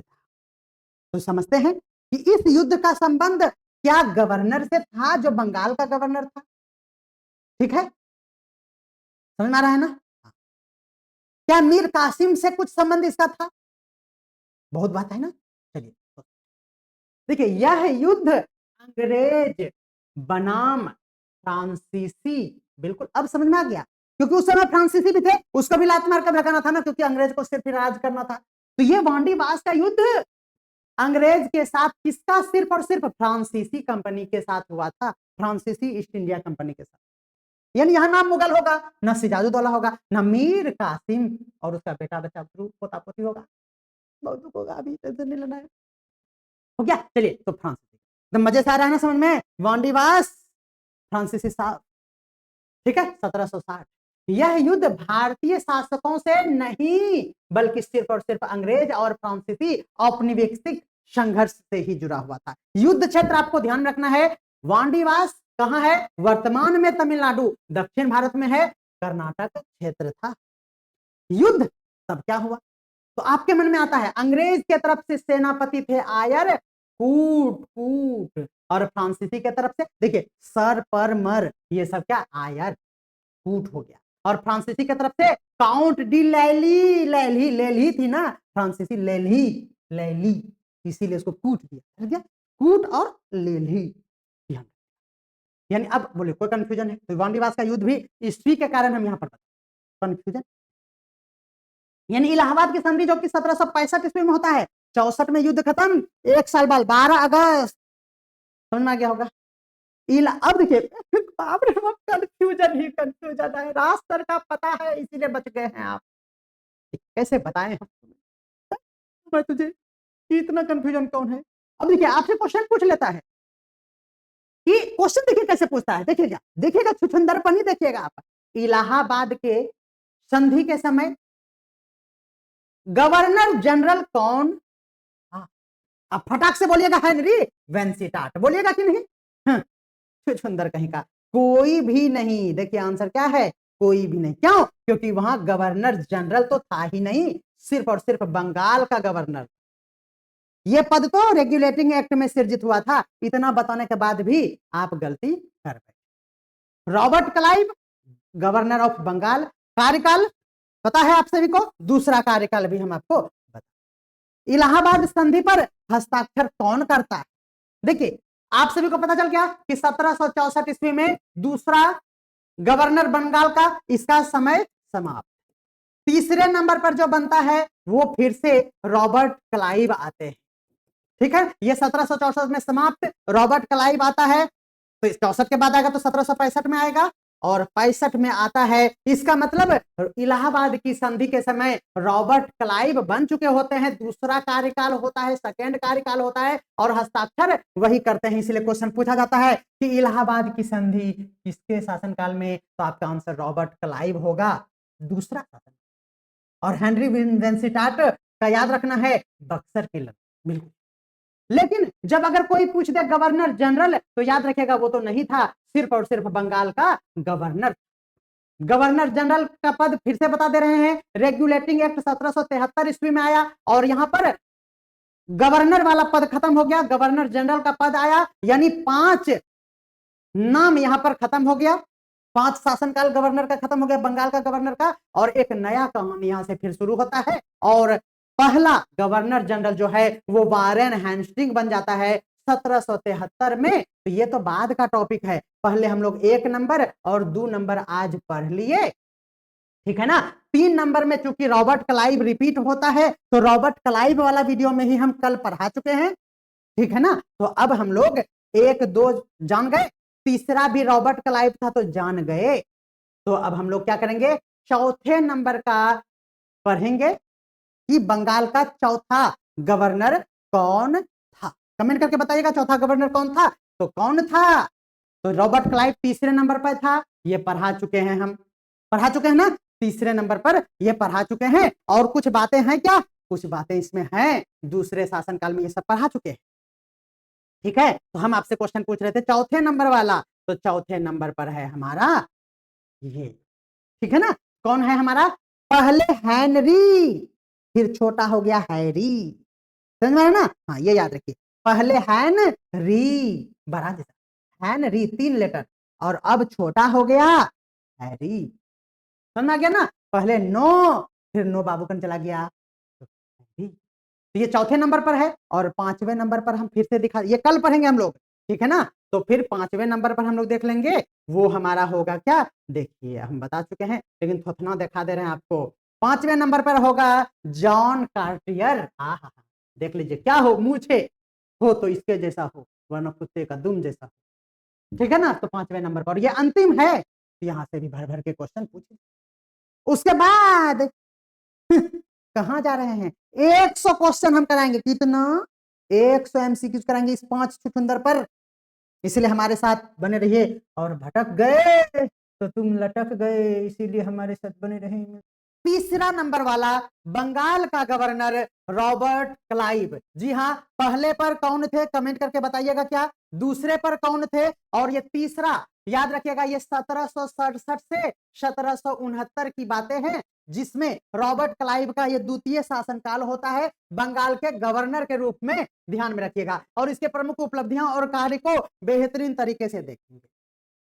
ठीक है, आपको हमारा जीएस क्लास कैसा लग रहा है? लगातार हम लोग मॉडर्न हिस्ट्री को इसी टाइम में देख रहे हैं। देखिए, रॉबर्ट क्लाइव की अगर हम बात करें तो इनका पद जो था ना, बंगाल का गवर्नर था, यानी गवर्नर ऑफ बंगाल था। आपसे क्वेश्चन कंफ्यूज कर देगा, गवर्नर जनरल, तो ध्यान में रखना है गवर्नर जनरल ये नहीं थे। ऑप्शन में अगर ऐसा कुछ रहेगा तो नहीं पर क्लिक कर दीजिएगा, लेकिन मिस्टेक नहीं कीजिएगा। हम लोगों के मन में कभी कभी ये हो जाता है ना कि क्या पता गवर्नर और गवर्नर जनरल एक ही हो और रॉबर्ट क्लाइव ऑप्शन में रहता है, तो हम लोग इसको सही समझ लेते हैं, जबकि नहीं, ये आपका नन ऑफ दीज चला जाएगा। अभी एमसीक्यूज में ये क्वेश्चन आपको रिपीट होगा, ध्यान रखिएगा। दूसरा शासनकाल हम लोग आज पढ़ेंगे, जो कि 1765 से लेकर 1767 ईस्वी तक इसका दूसरा शासनकाल सिर्फ और सिर्फ 2 साल का हुआ था। ध्यान रखना है आपको, पहला शासनकाल याद ही है, जहां पर वास्तविक रूप से ईस्ट इंडिया कंपनी की स्थापना होती है 1757। कल के क्लास में भी इस पर हम लोग बेहतरीन तरीके से चर्चा किए थे। 1757 से 1760 ईस्वी तक पहला कार्यकाल, दूसरा कार्यकाल ये है हमारा 65 से 67। बिल्कुल ध्यान रखना है, ये अगर आप समझ जाते हैं तो आपका एक क्वेश्चन तो यहीं से बन जाए। ठीक है ना, सभी को गुड मॉर्निंग। चलिए, तो आप सभी को पता है कि इलाहाबाद की संधि, आप मेरा हर वीडियो देखा कीजिए। अब जैसे यहां पर इलाहाबाद की संधि हुआ, आपसे हम क्वेश्चन पूछेंगे, अगर आप मेरा वीडियो देखे हैं तो, इलाहाबाद की संधि किस युद्ध के बाद हुआ था? जल्दी से बताइएगा। तो आप सभी को हमने पढ़ाया है, किसके बाद बताइएगा, जल्दी से बोलिएगा।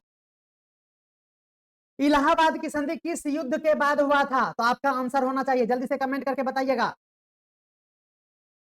कमेंट भरपूर कीजिए, ताकि अब हमें लगे कि आप हमारा हर एक क्लास अटेंड कर रहे हैं। आप सभी को 2 क्लास मिला है इस श्रृंखला में। मॉडर्न हिस्ट्री को हम लोग अलग अलग तरीके से पढ़ेंगे। जैसे एक श्रृंखला होगा जिसमें हम लोग राष्ट्रीय आंदोलन के साथ उसमें क्या देखेंगे, तो कांग्रेस का जितना भी अधिवेशन हुआ है। अब आप सोचिए, उतना अधिवेशन एक वीडियो में तो होगा नहीं, इसीलिए ध्यान रखना है, ये गवर्नर जनरल, वायसराय और गवर्नर वाला है टॉपिक, इसीलिए ध्यान रखना है। मुझे याद नहीं होता है, देखिए आप मन से पढ़ते ही नहीं है। हमारा क्लास देखे और आपको याद ना हो, ऐसा हुआ है क्या? आप मेरा दोनों वीडियो देखे हैं? जल्दी से कमेंट करके बताइएगा कि मेरा 2 क्लास के बाद आज तीसरा क्लास है, तीसरे नंबर का क्लास है। क्या आपने 2 वीडियो को अच्छे से स्टडी किया है, यस और नो? चलिए, आपको हम बता देना चाहते हैं, बक्सर की लड़ाई, इससे पहले वाले हेनरी वेंस्टिटाट ने बक्सर की लड़ाई के समय में गवर्नर के पद पर थे, बंगाल का गवर्नर। और आप सभी को पता है कि युद्ध सेनापति लड़ते हैं, उसका शासनकाल, जैसे आज युद्ध खत्म हुआ, लेकिन समझौता, सरेंडर करना या फिर कुछ भी पनिशमेंट या फिर विशेष प्रक्रिया के बाद संधि का दौर आता है, तो उसी के तहत याद रखिएगा इलाहाबाद की संधि होती है। इलाहाबाद की संधि और इससे पहले बक्सर की लड़ाई हुई थी, दोनों के बीच में ईयर का फासला है, ध्यान रखिएगा। इस बीच में बंगाल का गवर्नर बदल जाते हैं और बन जाते हैं रॉबर्ट क्लाइव। यानी आपसे क्वेश्चन पूछा जाता है क्या, तो बक्सर, ध्यान रखिएगा, बक्सर की लड़ाई, ठीक है, बक्सर की लड़ाई के समय बंगाल का गवर्नर कौन था? तो ध्यान रखिएगा, क्या, हेनरी वेंस्टिटाट। क्या याद रखिएगा, वेंस्टिटाट। इन्होंने बक्सर की लड़ाई लड़ा और इसी लड़ाई के परिणाम स्वरूप यह संधि होता है, जिसे हम लोग इलाहाबाद की संधि के नाम से जानते हैं। लेकिन अफसोस है कि इलाहाबाद की संधि अगले साल होता है, यानी 1765 में होता है, और इस समय ये हेनरी वेंस्टिटाट नहीं रहते हैं और उसके जगह पर बंगाल का तीसरा नंबर का गवर्नर बन के आता है, और वो होते हैं पुनः रॉबर्ट क्लाइव, जिसका दूसरा शासनकाल होता है। अब आपको अच्छे से समझ में आ गया होगा। देखिए, अगर आपसे गवर्नर जनरल पूछ लिया जाए तो ध्यान रखना है वो नहीं थे, बल्कि बंगाल के गवर्नर थे। याद रखना है, दीवानी का अधिकार 1765 ईस्वी में यही है, इसके साथ आपको यह भी ध्यान में रखना है कि इनके द्वारा द्वैत शासन पर भी बात की गई थी, आगे आएगा। याद रखना है दीवानी का अधिकार भी कंपनी को कब मिला, तो 1765 ईस्वी आपको ध्यान में रखना है। ठीक है, दीवानी, इसी संधि में दीवानी का अधिकार कंपनी को मिलता है। ठीक है ना, उसके साथ ही कंपनी की वास्तविक रूप से स्थापना होती है, इसीलिए ध्यान में रखिए। इलाहाबाद की संधि 1765 ईस्वी में किस गवर्नर जनरल के शासनकाल में हुआ, यह क्वेश्चन आपको कमेंट में बताना है। इलाहाबाद की संधि 1765 ईस्वी में किस गवर्नर जनरल के शासनकाल में हुआ, इसका कमेंट आप जल्दी से करके जवाब दे दीजिए। ठीक है, अब आप सभी कमेंट में आ चुका है कि अभी हम लोग पढ़ रहे हैं शुद्ध रूप से क्या, तो बंगाल का गवर्नर। इस समय बंगाल का गवर्नर ही हुआ करता था, गवर्नर जनरल का कोई पद नहीं था। आपके मन में जो क्वेश्चन आ रहा है कि बंगाल का गवर्नर जनरल कौन था, तो ध्यान रखना है पहले तो गवर्नर जनरल का पद जो है वह रेगुलेटिंग एक्ट 1773 ईस्वी में आया था डायरेक्ट। ठीक है ना, और अभी तो हम लोग 1765 के आसपास ही घूम रहे हैं। देखिए 1765 ईस्वी, क्योंकि 65 से 67 ही इसका शासनकाल था, और 1773 तो अभी बहुत दूर है जहां पर रेगुलेटिंग एक्ट के तहत गवर्नर जनरल का पद सुशोभित होगा, इसीलिए ध्यान में रखना है। देखिए आपका गलत जवाब आ गया नीतू जी, आपका गलत जवाब आ गया है। आप एक बार पुनः वीडियो देखिएगा, लेकिन अभी हम जवाब नहीं देंगे, बाद में हम इसका जवाब भी आपको बताएंगे, क्योंकि हम जान रहे हैं हर बच्चा गलती करेगा, इसीलिए तो हम कमेंट करवाने के लिए वहां पर छोड़ दिए थे इस पे। ठीक है ना, आप एक बार सोचिए समझिए फिर हमको जवाब दोबारा दीजिएगा ओहो हो करके। ठीक है, ठीक, चलिए। तो गवर्नर जनरल का पद जो है वो 1773 ईस्वी में जाके सृजित हुआ था, जिस समय रेगुलेटिंग एक्ट आया था। उस समय जब ये पद बना तो पहला गवर्नर जनरल वारेन हेस्टिंग बने थे, ध्यान में रखना है। और ये ओवरऑल 6 नंबर पर बने थे, यानी 1 से 5 तक बंगाल का गवर्नर था पद। इस समय गवर्नर जनरल जो था, गवर्नर जनरल जो था वो नहीं था। 6 नंबर से लेकर आगे कौन सा पद बन गया, गवर्नर जनरल। ठीक है, और ये 6ठे नंबर पर वारेन हेस्टिंग, यही रेगुलेटिंग एक्ट के साथ देखिए 1773 से 1785 तक इसी का कार्यकाल रहा, यानी यहां पर आपको समझ में आ गया। ठीक है, उम्मीद करते हैं कि कोई कंफ्यूजन नहीं रहा होगा। इसका मतलब हुआ कि अभी जो हम लोग रॉबर्ट क्लाइव को देख रहे हैं ये 1765 से 67 है, 73 की चर्चा यहां नहीं है। आपको हम पहले ही बता दिए हैं कि यहां पर देख लीजिए, ये जो आपको हम दिखाएंगे यहां पर, भाग गया कहां, दिखा देंगे आपको 5 गवर्नर है, कल हम आपको बता चुके। ठीक है, चलिए। रॉबर्ट क्लाइव ने, हम आपको बताए कि द्वैध शासन को इन्होंने लागू किया, ध्यान रखिएगा। द्वैध शासन को इन्होंने प्रैक्टिकली लागू किया, ध्यान में रखना है, जिसको इंग्लिश में डुअल गवर्नमेंट कहते हैं। लेकिन इस डुअल गवर्नमेंट के लिए आपका आंसर रॉबर्ट क्लाइव होगा। कंफ्यूजन वाला इस टॉपिक को, ये वाला इस जगह 2 लाइन जो है ना वो कंफ्यूजन वाला है, ध्यान से समझिएगा। आपके एग्जाम में हिंदी में आपको द्वैध ही लिख के दे देगा, लेकिन आंसर गलत हो जाता है, क्योंकि हिंदी में कहते हैं द्वैध, लेकिन इंग्लिश में कभी डुअल लिख के आ जाता है और कभी डायरकी लिख के आ जाता है। हिंदी में इस तरह से डायरकी लिख के आएगा, यानी द्वैध का 2 इंग्लिश, पहला डुअल, दूसरा डायरकी। तो ध्यान रखना है, द्वैध तो रहेगा, तो एक बार इंग्लिश देख लेना, अगर डुअल लिखा हुआ है तब आपका रॉबर्ट क्लाइव होगा इसको प्रारंभ करने वाला। लेकिन यही द्वैध का इंग्लिश जब डायरकी होगा तब आपका आंसर हो जाएगा लियोनल कर्टिस, ध्यान रखना है। तब क्या हो जाएगा आपका आंसर, लियोनेल कर्टिस हो जाएगा आपका सही जवाब। क्योंकि ये डुअल जो सिस्टम इंग्लिश में था ये एक प्रैक्टिकली था, जबकि ये जो डुअल जो डायरार्की बन के आया वो एक वैचारिक और सैद्धांतिक था, यानी ये क्या था हमारा, ये प्रैक्टिकली था और ये थ्योरेटिकल था। थ्योरी वाले के लिए आंसर आप लियोनल कर्टिस बिल्कुल ध्यान में रखिएगा। और ये डायरकी जो है ना, ध्यान में रखिएगा कि डायरकी जो है वो 1919 ईस्वी में आया था, जबकि ये डुअल सिस्टम तो आप जान गए क्या, तो 1765 से 1767 में आया, बस। तो दोनों में अंतर है ना। ये देखिए गवर्नमेंट ऑफ इंडिया एक्ट 1919 ईस्वी में, समझ में आ रहा है ना, उस समय ये डायरकी आया था, आपको ध्यान में रखना है। ठीक है, उम्मीद करते हैं समझ में।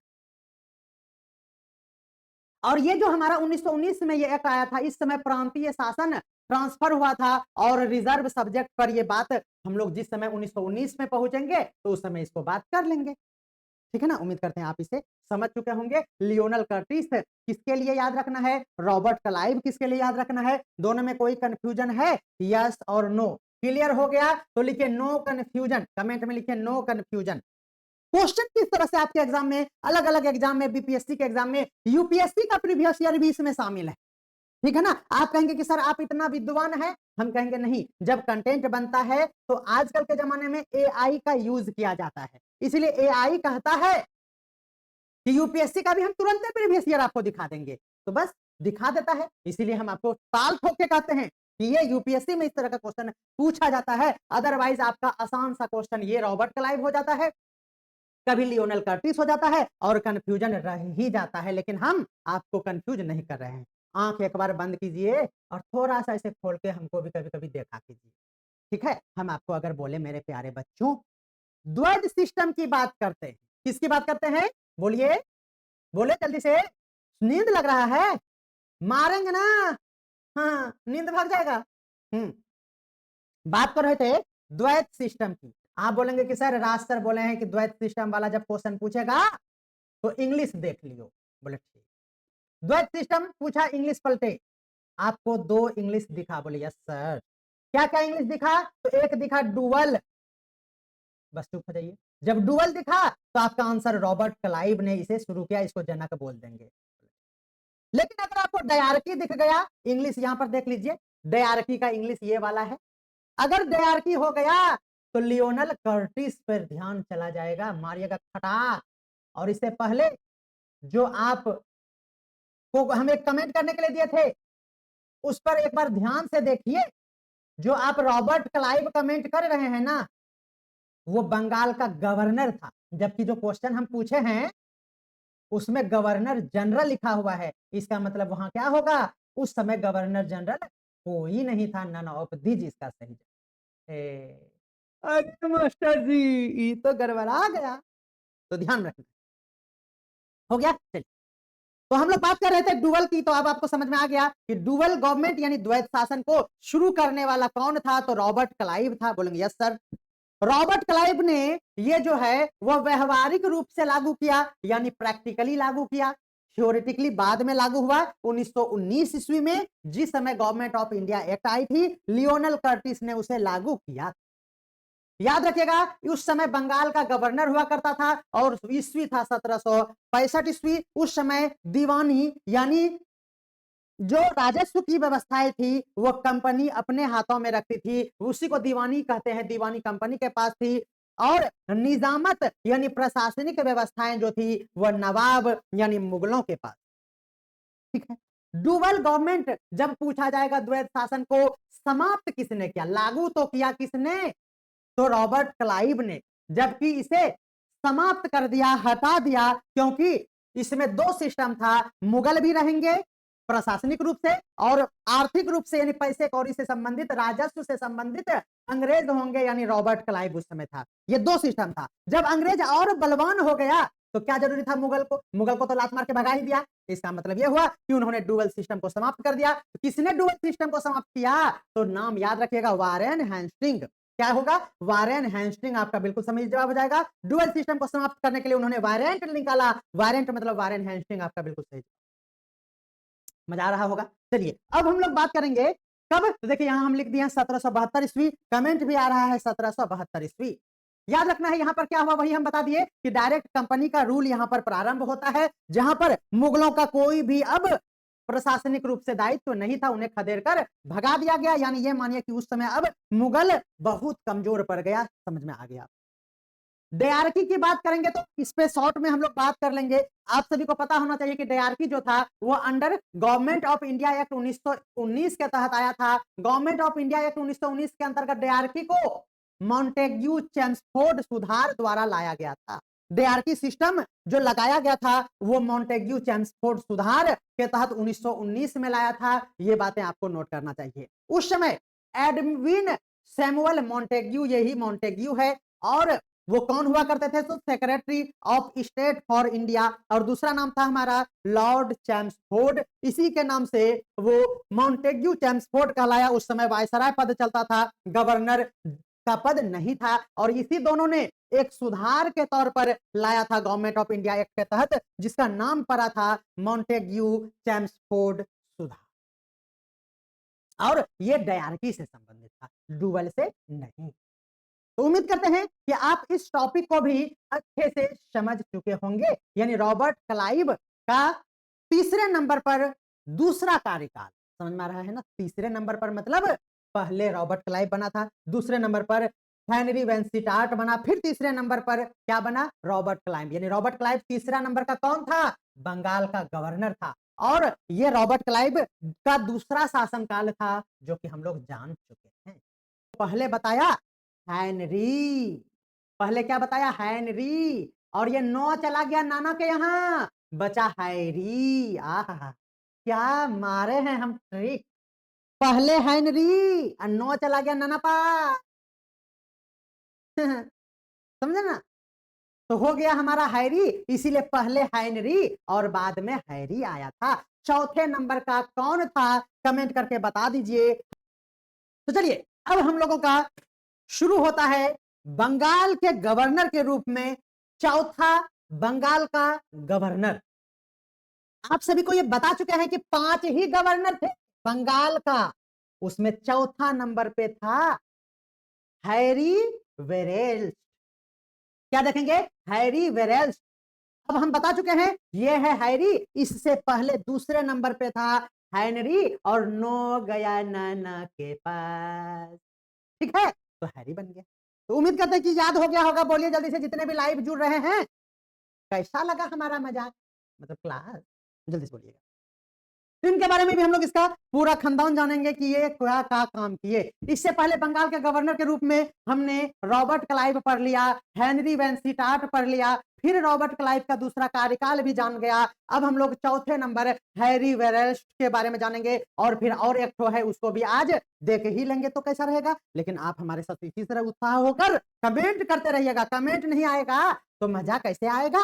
तो चलिए चौथा नंबर हम लोग प्रारंभ करते हैं।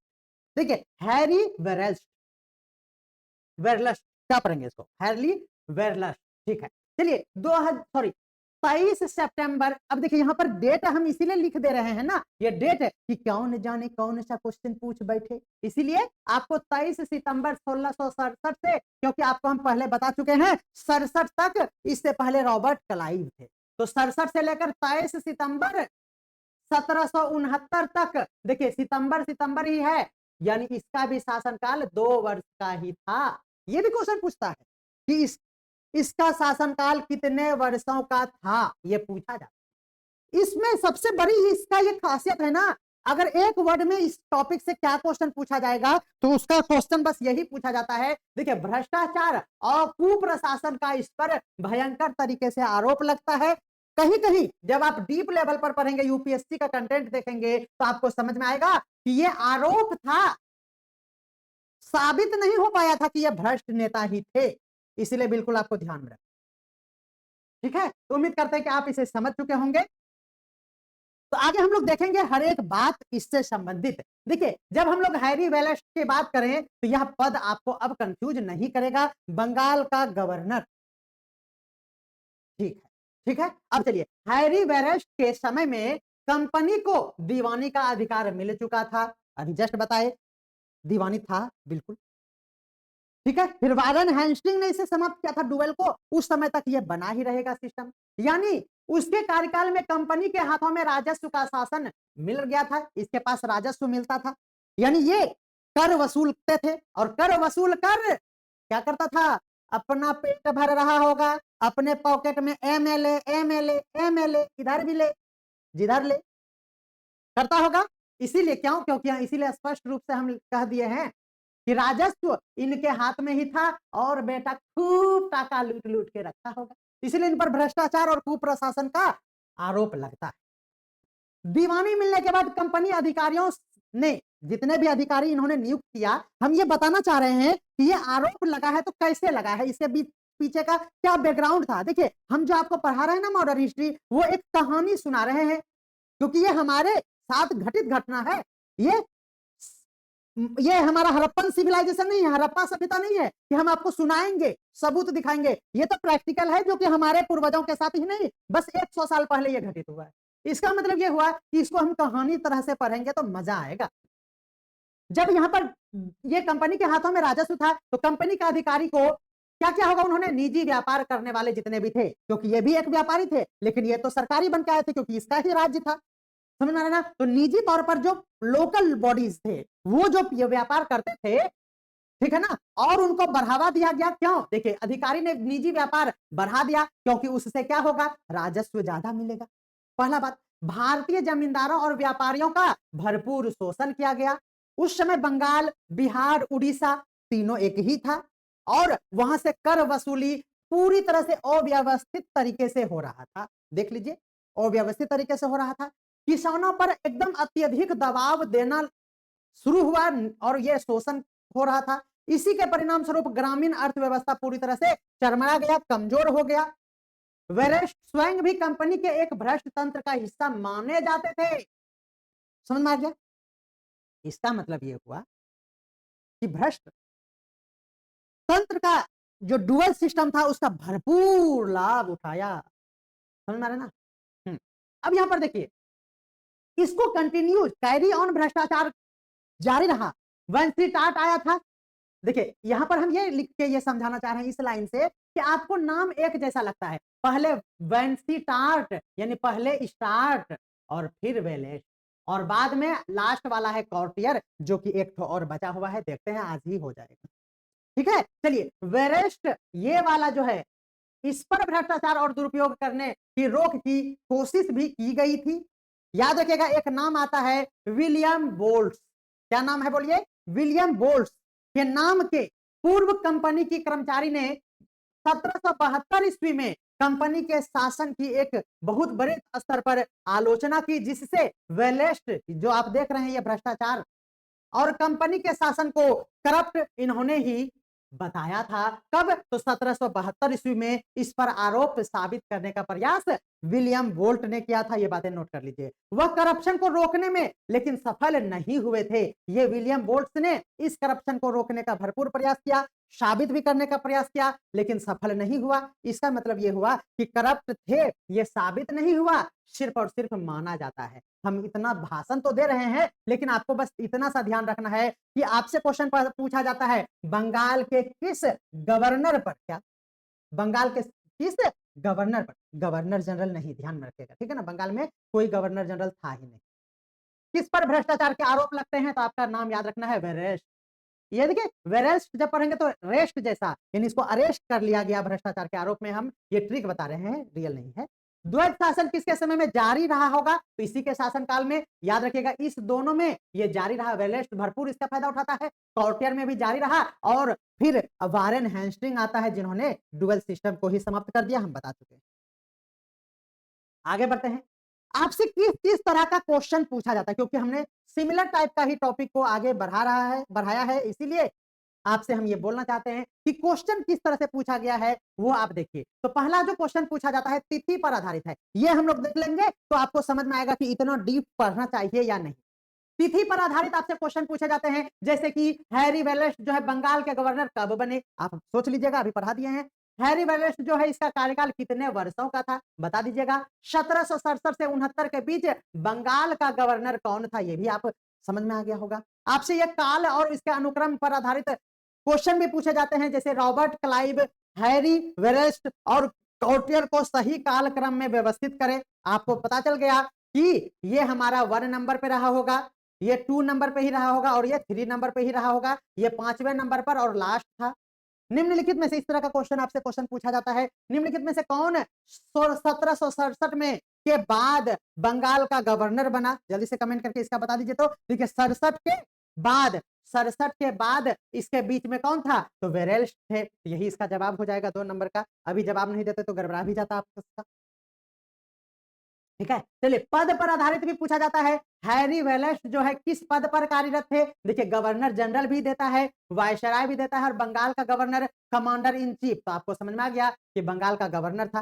कथन बेस्ड भी क्वेश्चन पूछे जाते हैं। हैरी वेलेस जो थे बंगाल का गवर्नर था, तो हाँ सही बात है, ये बंगाल का गवर्नर था, सही है। उसका कार्यकाल 67 से 69 तक था। सही विकल्प निम्नलिखित में से चुनिए। ये भी क्वेश्चन आपसे पूछा जाता है। मिलान करने के लिए कई बार क्वेश्चन दिया जाता है बीपीएससी में, यूपीएससी में भी।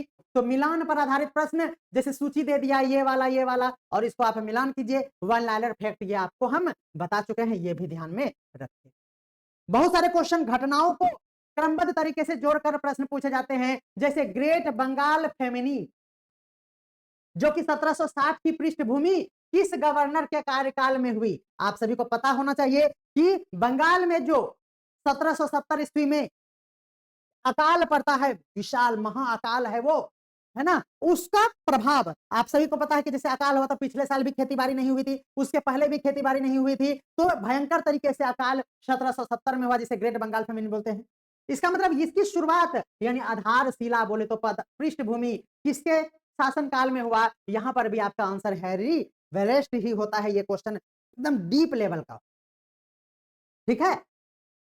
अकाल की शुरुआत 1769 में हुई थी, जब वेलेस ही गवर्नर था, और ये अंतिम चरम सीमा पर 70 में पहुंचा था। आपसे ये भी क्वेश्चन पूछा जाता है कि हैरी वेलेस के कार्यकाल में बंगाल में भीषण आर्थिक संकट था। बोलिए ये सही है या नहीं? उन्होंने करों को तत्काल राहत दिया था, निचोड़ कर निकाल लिया था, भ्रष्टाचार का आरोप लगा था, इसीलिए केवल सही एक है, करों में राहत उन्होंने नहीं दिया था। आलोचना पर आधारित भी प्रश्न पूछे जाते हैं। हैरी वेलेस, यहां देखिए, अकाल की चेतावनी के बावजूद उन्होंने प्रभावी कदम नहीं उठाया था। इनके शासनकाल में अकाल शुरू हुआ था आंशिक रूप से, और वो अगर अच्छे से कदम उठाता, लेकिन ये तो बेटा गजोधर क्या कर रहा था? किसानों को शोषण करने में लगा हुआ था, इसलिए भ्रष्टाचार का आरोप भी इस पे लगा कि अगर ये चाह लेता तो 70 ईस्वी में बंगाल में इतना बड़ा अकाल नहीं आता। इसीलिए याद रखिएगा, कंपनी के अधिकारियों द्वारा अनाज जमाखोरी को रोकने में भी ये विफल हो गए थे, इत्यादि इत्यादि आपको बिल्कुल समझ में आ गया होगा। ठीक है, चलिए बंगाल के गवर्नर की अगर हम बात करें तो यहां पर देखिए, आप अगर 67 से 69 तक की बात करेंगे तो फोर्ट विलियम, देखिए कुछ जानकारी एक्स्ट्रा हम लेकर आए हैं आप सभी के लिए, ताकि उससे रिलेटेड कुछ, जैसे अकाल की चर्चा किए तो हम अकाल पर थोड़ा सा प्रकाश डाल लेते हैं, आपके मन में जो जिज्ञासा थी उससे समझते हुए हम कंटेंट बनाते हैं। देखिए याद रखिएगा, बंगाल का गवर्नर उस समय, पहले ध्यान रखिए, फोर्ट विलियम बंगाल के गवर्नर कब? देख लीजिए 1767 से 69। बंगाल रॉबर्ट क्लाइव के तत्काल उत्तराधिकारी के रूप में 1967 से 70 में बंगाल में, 70 में क्या हो गया? बंगाल में अकाल की पृष्ठभूमि पहले ही हो गया। 69 में सूखा और खाद्य संकट की सूचना मिली थी, स्थानीय अधिकारियों ने चेताया भी था और राजस्व नीति को बदलने के लिए कहा गया था, लेकिन नहीं बदला गया था। कंपनी के अधिकारियों ने अनाज की जमाखोरी नहीं रोकी थी। इसी अकाल में 1 से 10 मिलियन लोगों की मृत्यु हुई थी। ये आधुनिक इतिहासकार कितना हुआ था एग्जैक्ट मानने में मतभेद रखते हैं, ये सभी आप एक बार स्लाइटली देख। कुप्रशासन और भ्रष्टाचार का आरोप लगने के लिए ही ये बंगाल के गवर्नर जाने जाते हैं और एक ही क्वेश्चन पूछे जाते हैं। अगर कुछ एक्स्ट्रा, अगर आप बीपीएससी का एग्जाम दे रहे हैं, दरोगा का एग्जाम दे रहे हैं, तो हमारा वीडियो आपके लिए काफी इंपॉर्टेंट हो सकता है। बाकी जनरल आदमी जितना भी समझ रहे हैं, छोटे मोटे नन्हे मुन्ने बच्चे, ठीक है, उनके लिए तो रामबाण है ही। तो कर वसूली इत्यादि इत्यादि आपको बहुत ही अच्छे से हम समझा दिए। ठीक है, अब देखिए, हैरी वेलेस नाम बंगाल का गवर्नर था, बिल्कुल सही बात है। कार्यकाल याद रखिएगा। अब ये क्वेश्चन दो पूछा जाता है, इस हैरी वेलेस के पहले यानी पूर्ववर्ती रॉबर्ट क्लाइव, और उत्तरवर्ती यानी बाद में आए थे जॉन कॉटियर। तो ये क्रमबद्ध तरीके से भी अरेंज करके आपको क्वेश्चन पूछा जा सकता है। ठीक है, मुगल साम्राज्य से इस हैरी वेलेस का कैसा संबंध था, इसको भी देखना चाहिए। मुगल साम्राज्य से संबंध की बात करें तो 1765 ईस्वी में ईस्ट इंडिया कंपनी को बंगाल, बिहार और उड़ीसा की दीवानी मिली हुई थी। यह दीवानी मुगल सम्राट शाह आलम द्वितीय द्वारा दिया गया था। ये क्वेश्चन पूछा जाता है, बंगाल, बिहार और उड़ीसा को दीवानी किसने दिया था? तो शाह आलम द्वितीय ने दिया था। हमारा पहला वीडियो जब आप देखेंगे तो ये आपको समझ में आ जाएगा। ठीक है, हैरी वेलेस की बात करते हैं, चौथे नंबर का, ये बंगाल का गवर्नर था। मुगल सम्राट का अधीनस्थ शासन नहीं था, क्योंकि मुगल पूरी तरह से कमजोर हो चुका था।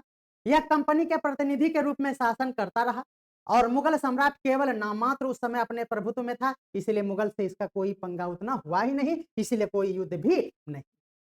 तो मुगलों की अगर बात करें और उसके साथ कंपनी की स्थिति कैसी थी, मुगल प्रशासन जो थे वो औपचारिक और प्रतीकात्मक रूप से सिर्फ बचे हुए थे, उनका कोई दमखम नहीं था, बस जिंदा रह रहे हैं, पिया हिले ना डोले, समझ में आया ना, कुछ चल ही नहीं रहा था, अब बस जीने के लिए जी रहे हैं, हिले तो नहीं रहे हैं, यही हो गया था। वास्तविक सत्ता ईस्ट इंडिया के कंपनी के हाथों में निश्चित तौर पर आ गई थी, राजस्व भी कंपनी ने ले लिया था, न्याय और सेना जो था कंपनी का उस पर नियंत्रण बन चुका था, इससे पहले नहीं था। मुगल दरबार आर्थिक रूप से पूरी तरह से क्या हो गया, निर्बल हो गया था। हेनरी वेल्स ने कोई युद्ध लड़ा तो नहीं, इसको खाली पैसा बटोरने में था, इसलिए प्रत्यक्ष रूप से कोई भी युद्ध इन्होंने नहीं लड़ा। हैरी वेल्स के नाम से कोई प्रमुख युद्ध हुआ, आपका आंसर क्या होगा, नन ऑफ दीज। आंतरिक विद्रोह इसके साथ हुआ क्या, ये भी क्वेश्चन पूछा जाता है, तो बिल्कुल किसान असंतोष थे, जमींदार ने भी इसका विरोध किया था। खाद्य संकट निश्चित तौर पर सामाजिक अशांति के लिए उत्तरदायी था, जो इस पे काम उन्होंने नहीं किया। बंगाल में अकाल की पृष्ठभूमि, सूखा 1767 ईस्वी में सूखा हुआ, उसी वर्ष वरिष्ठ का शासनकाल समाप्त होना था, उन्होंने कुछ भी काम नहीं किया।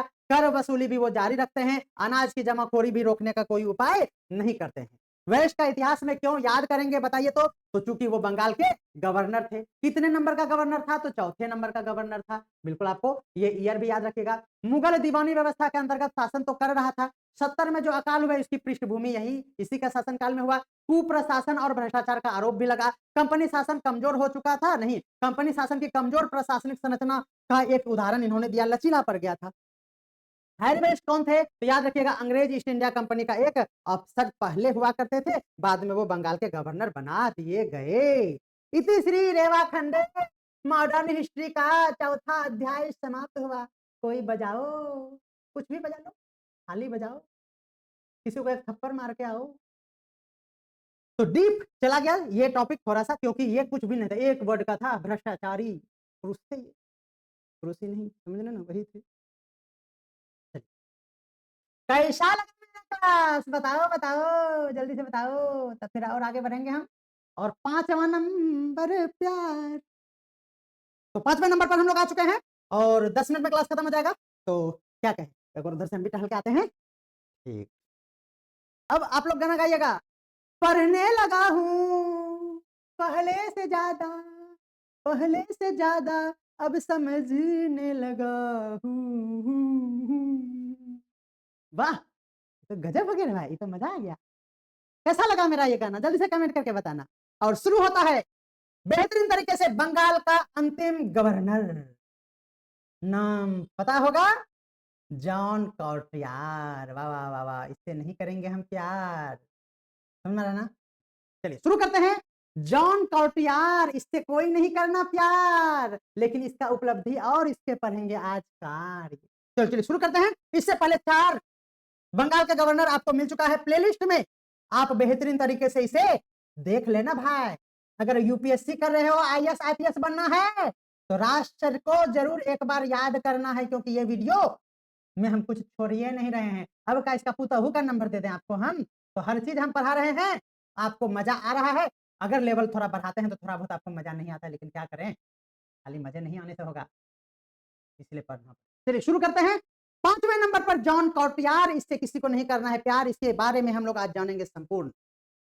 बंगाल के गवर्नर की बात करें तो हम लोग रॉबर्ट क्लाइव जान गए, हेनरी विंसेंटार्ट जान गए, दूसरे बार भी रॉबर्ट क्लाइव मान लिए, हेनरी वेलेस्ट आ गया मान लिए, और ये करेंगे अब जॉन कॉर्टियार, जो कि अंतिम बंगाल का गवर्नर था। ये वारेन हेस्टिंग जो था हम दे दिए हैं ताकि कंटिन्यू रहे, लेकिन यहीं तक है आपका बंगाल का गवर्नर। ये तो गवर्नर जनरल है, देखो आगे चलकर क्या हुआ।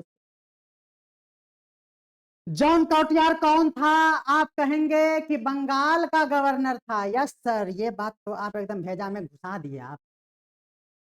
कार्यकाल की बात अगर करें तो 28 सितंबर 1769 से लेकर 14 अक्टूबर 1772 तक इसका कार्यकाल था, याद कर लेना।